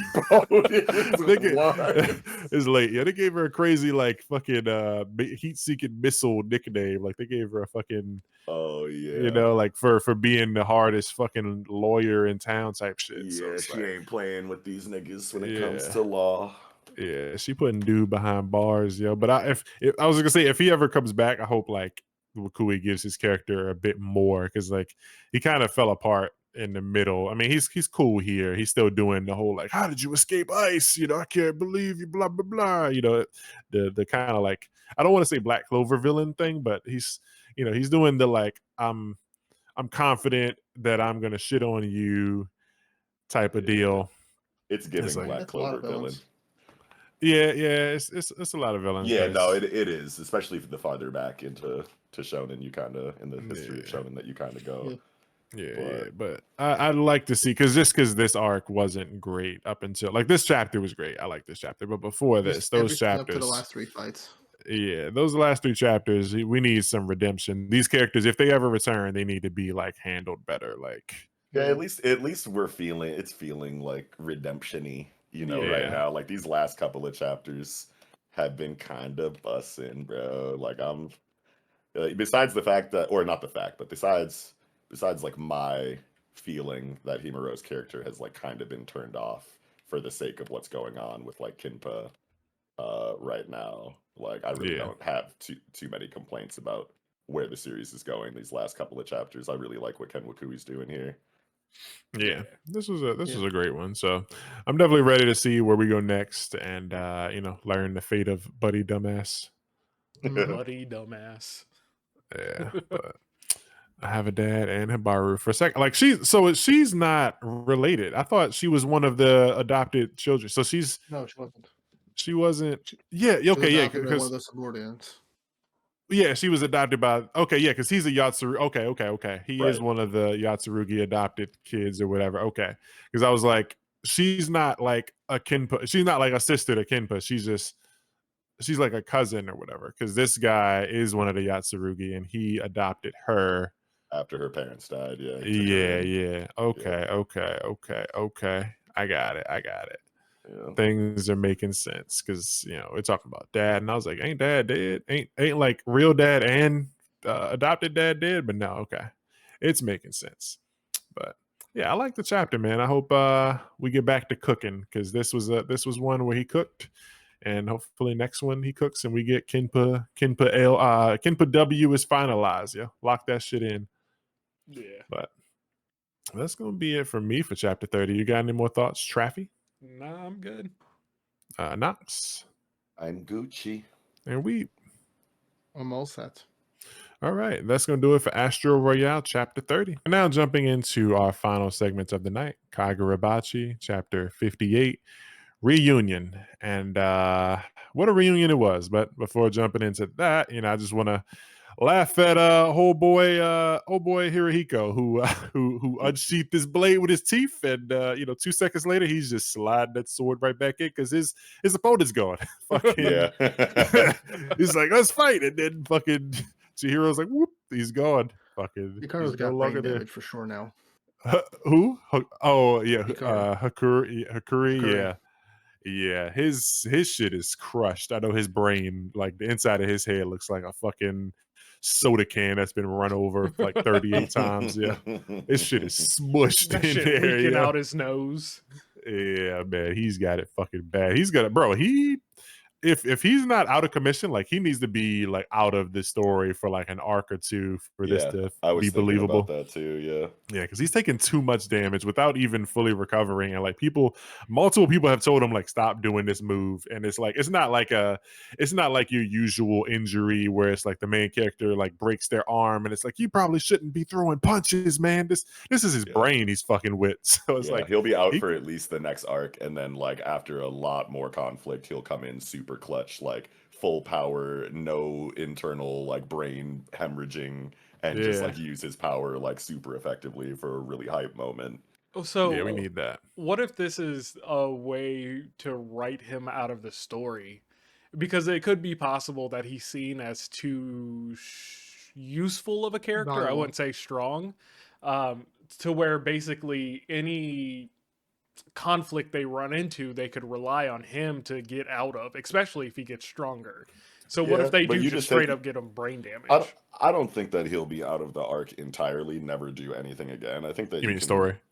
Yeah, like I don't think his role in the story is finished after this. I think that you can very easily kind of offset the feeling that you were bringing up, Traffy, about him kind of being damaging for the stakes with an ability like that. I think you just have him get fucked up in this arc like he is now. You take him out of the story for an arc or two, and then you just use him sparingly from that point on, to where it never feels like we're questioning like why Hakuri didn't just win the arc for everybody because he's just not around as often, you know, for Yeah. one reason or another. There's a lot of ways that you can write that to make it feel a lot more balanced. Because something yeah.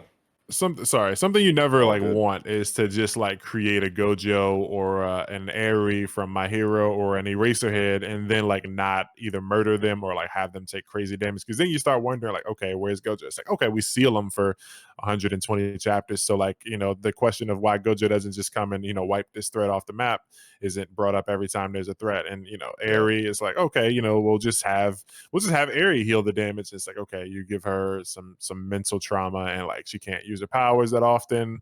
I still think there should have been more like consequences with that. But then, you know, it's also like Eraserhead and he's in the field and it's like, okay, so dude can just straight nullify an ability.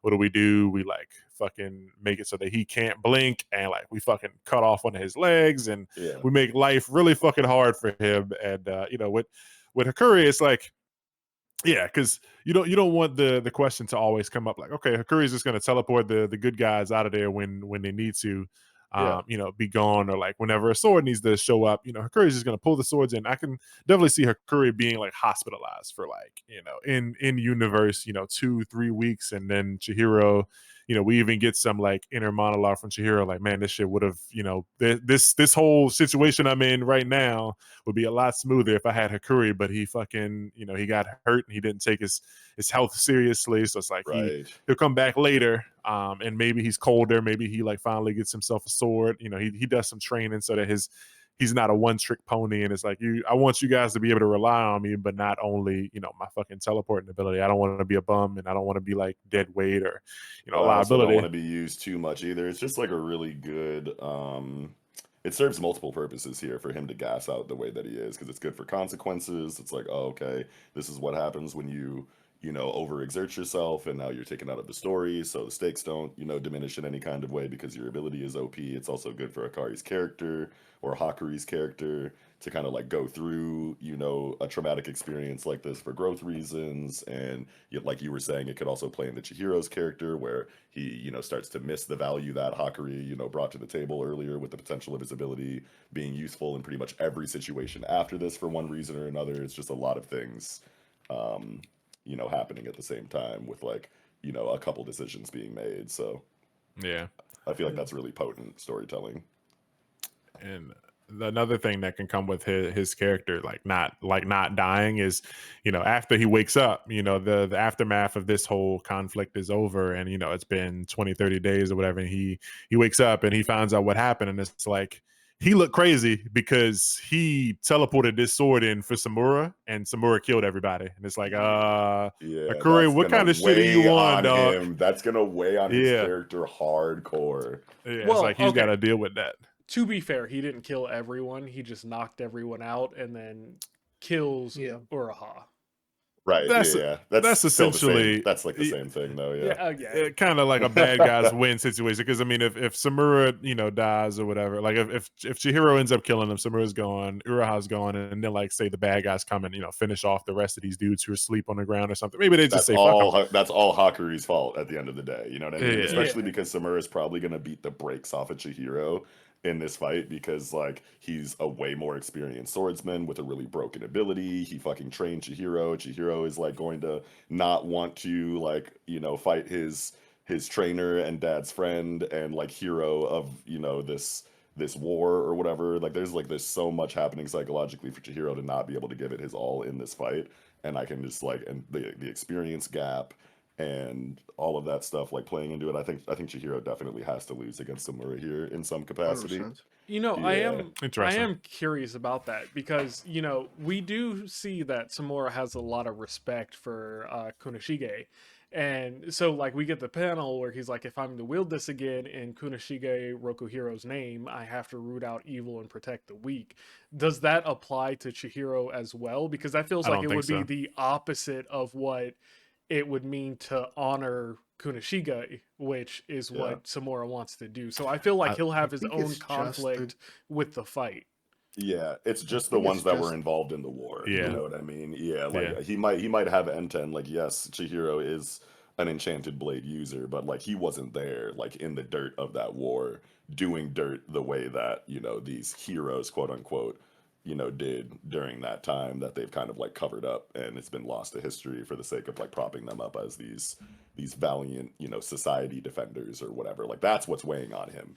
You know what I mean? Not what Chihiro represents. So I definitely don't think he tries to kill him, but see, I think he does whoop his ass though, because he needs to continue with his own motivations and goals, and Chihiro is clearly an obstacle there for that now. I can see yeah, and I mean, I feel like he's more targeted towards the blade wielders than, just the people who participated in the war, because his main issue he keeps bringing up is with the sword bearers, not specifically, well, I guess he does say all 5 sword bearers, including me, will die by my hand. So yeah, right. Never mind. You have and Chihiro's not in that. So I think he would in the end be satisfied with Chihiro taking his life. Like that's why I honestly like, it would make sense if he really is serious about killing all the sword bearers, it makes sense for him to beat Chihiro down. But I could see Chihiro, I could see him not I can see him losing to Chihiro kind of on purpose. Right. I'm evil, and you promise me that you'll kill the other ones or whatever. But Chihiro might not be. He knows that Chihiro's not gonna do that though. Like he would really have to have some crazy fucking writing in his dialogue in order to get that thought through to Chihiro in a way where there can be, some some idea, an idea that Chihiro could go through with something like that. Because like the Chihiro that we know right now is not going to go murder the rest of the fucking sword bearers, no matter like what anyone says to him. I feel like so. I can see. Sorry, I can see the next chapter opening with like Chihiro, going why or whatever, and then Samura giving him his whole thing. Like he giving Chihiro the story that Chihiro never heard. It's like, we, everybody calls us heroes, but you don't know what me and Uraha and the other 4 did. Like Uraha killed children, and like maybe they weren't, they were enemy children or whatever, but he still killed children. And I hurt women, and I did all these things. And it's like he tells Chihiro all these things, and he's like, with that knowledge, like can you promise me that you'll kill all the other, like if you kill me now, can you promise me that you'll kill the other sword bearers? And if Chihiro can't like say yes, then he'll be like, then I can't let you kill me right now, type of thing. Yeah, I was about to bring up, he says 18 years ago, we covered up what happened there. We buried our crimes. And, I think his best shot at convincing Chihiro to take up his position would be to explain what happened 18 years ago to him. Yeah. And so I think we might get that next chapter. Yeah, it'd be, if we jump into our fucking hidden inventory right now, bro, please. Go crazy. Oof. We jump into that shit. I'm just glad this is leading into our protagonist's first real loss, seemingly. I mean, technically we already did kind of lose. Yeah, but this is a big loss, man. Losing one of the guys who was sworn.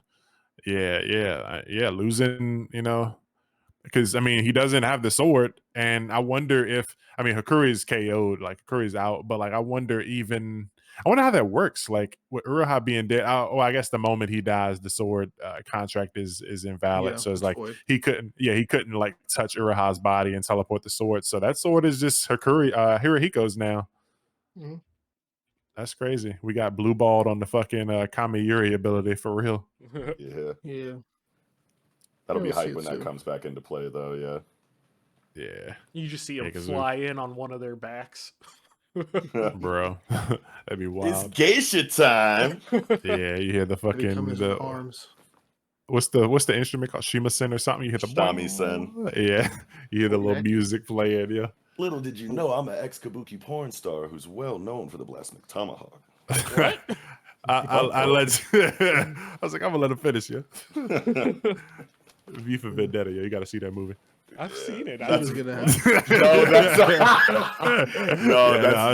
That's V for Vendetta, and it's funny because after I watched that, I was like, "What the fuck is a blacksmith tomahawk?" And I Googled it, and it's just like the dumbest like sexual finishing move. You know how like everyone's always like, oh yeah, it's a tuxedo surprise. It's a donkey punch. Yeah, it's a rusty trombone. It's like one of those kind of things. Fucking Bronco. You call her by somebody else's name and then you try to say, oh yeah, some stupid shit. Guys we were immature as kids, man. We're the worst. Yeah, but this chapter cooked, man. The fucking Hakuri just being this transition from him like, being on dude's back and his eyes like slowly like closing, and then like when he wakes back up, everybody's on the ground. It's like, shit, how much time passed? Yeah. Good stuff, man. Yeah. There's no blood. Are they just unconscious? He's got tissue in his nose. His nose bleeding. They stuff some tissues up his nose or something. Yeah, that shit is completely saturated. It's raining snot blood out of this nigga's head. Yeah, but he's close enough to hear. Is he in the area? Like he might not have.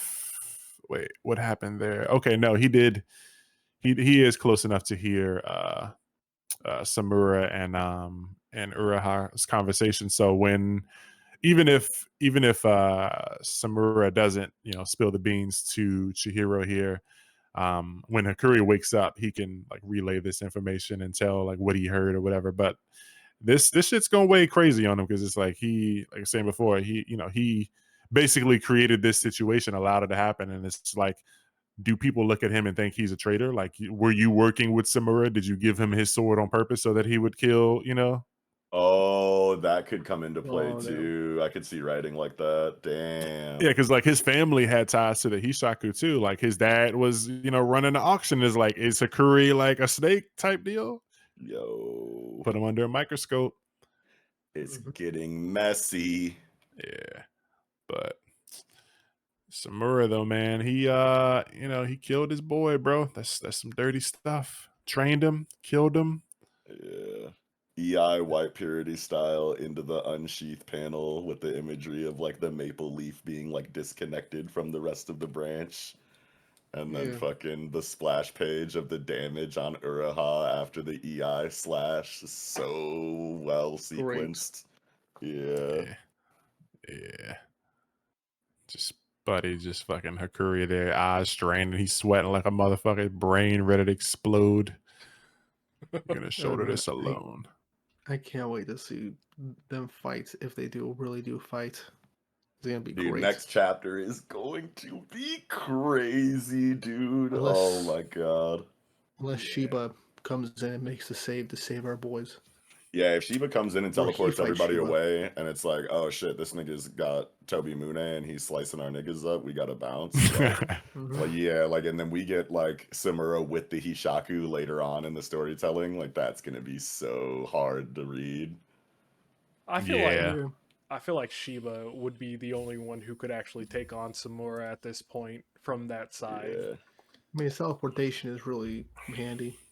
I feel like it's not just like, there's more to it. It's not just teleportation. I feel like it's like some sort of particle like relocation or something. So like I feel like maybe he could like fucking disconnect like somebody's head if he wanted to or something. Just like fucking send their head to the Bermuda Triangle or something. Fucking, I don't know, but like it's just they said he's at the height of the sorcery. Like he's the Gojo, but like how does that compare to the swords? Like they were saying like Hiyuki, like her flame bone. They didn't say, exactly what flame bone was. It seems like some sort of Susanoo spirit or something, but like we still don't know what it was. But they were saying like she's like one of the people with that weapon with flame bone at her side. She's like the most equipped to deal with an enchanted blade. But like how, we were just given the information that Shiba is top dog. So it's like, where does he stack? It's crazy how we have all of these elements kind of like conflicting in, the power levels of like the different concepts involved, because you have the enchanted blades that are like held on this really high pedestal for like what you can accomplish power wise while using one, and then you have like the Datenseki, which is like the technology or whatever equivalent of matching an enchanted blade for like a specific moment in time, not consistently. But then you also have flame bone, which is also an element in play that is comparable to an enchanted blade. And then you have Shiba himself as a character who like reached a level of sorcery that is also on par with an enchanted blade. So it's just going to be really cool seeing how all of these things kind of interconnect and the relationship that they all have with each other when it comes to the power scaling in Kagurabachi. It's just a lot of things to consider and explore, and it just makes everything feel like that much more hype. Like, I can't wait to see how this interacts with this, and I can't wait to see how that interacts with that.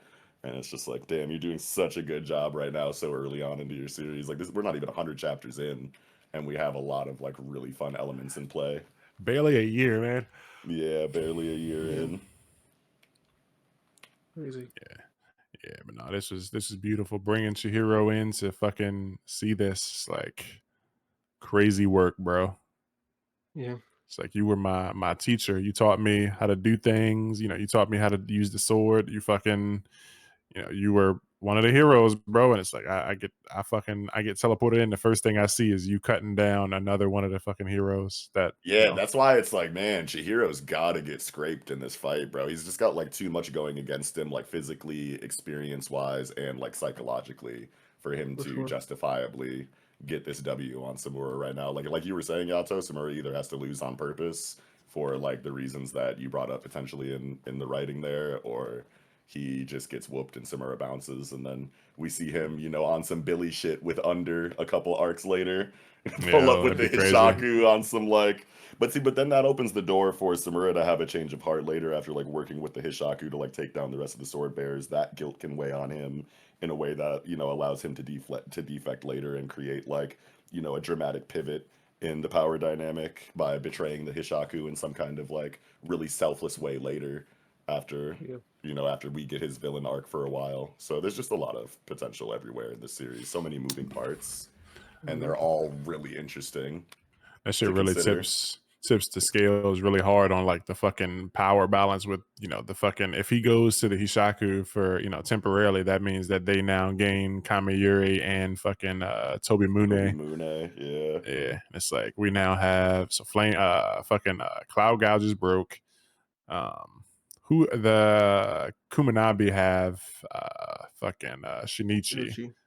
Yeah, and then there's the girl and the old man, and we don't know what their deals are.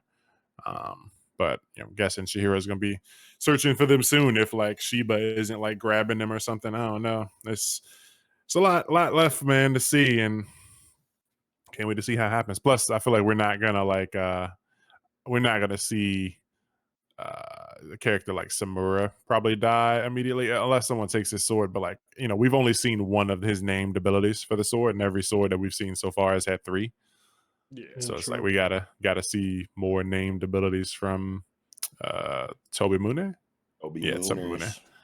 Yeah, but yeah, we need that arc, man. Hopefully this doesn't become a thing where everybody's like, man, I can't wait to see that thing. And it's like the Heian period flashback. We never get it. Like we go, like imagine we go 200 chapters and it's just like up until fucking 199. We're like, man, next chapter is going to be the fucking say sword war or whatever. And it just never happens, bro. We gotta see that shit. Kagurabachi ends with chapter 200. No fucking flashback. It's different though, because like that's like a central point in why the narrative has like played out the way that it has. Like everything kind of stems from that war, whereas like over in Jujutsu Kaisen it's not the same kind of like significant historical moment for that verse. Yeah. So yeah, it was part of like Sukuna's life, but it wasn't a fucking focal point of the story. Like the story isn't fucking fixated on Sukuna's life the way like everybody talks about and fucking remembers, and you know, fucking the horror when the fucking, you know, 18 years ago came up. Yeah, exactly. It's just like more integral to the reason why we're all here reading this manga and the characters are doing the things that they're doing was that point in history versus Jujutsu Kaisen, where it's just like, yeah, that'd be really cool information to get about this fucking villain that is beating us all up right now. Yeah. Yeah, but another classic chapter in the book, man. Hokuzono is cooking. It's kind of crazy to believe that he's like 24, I think 24 years old, and he just 22. started drawing like 5 years ago or some shit. The next Horikoshi, bro. In terms of young start. I was about to say respect Hokuzono. Yeah. No, I'm Regardless of what you think about My Hero, that man is a master on the pen. He got it. No, I'm kidding. Yeah, He got it. He got it. He got it. But what we got? What we got? They're the ones who killed Rokuhira. Yeah, this is a money chapter, man. And fucking dude says he's gonna root out all the evil, myself included. We got a lot of dope pages, and rest in peace to dude. Very butterscotch utilities chapter. Gas, water, electric, all your bills. Hell yeah, it's all paid. Everything's paid up, man.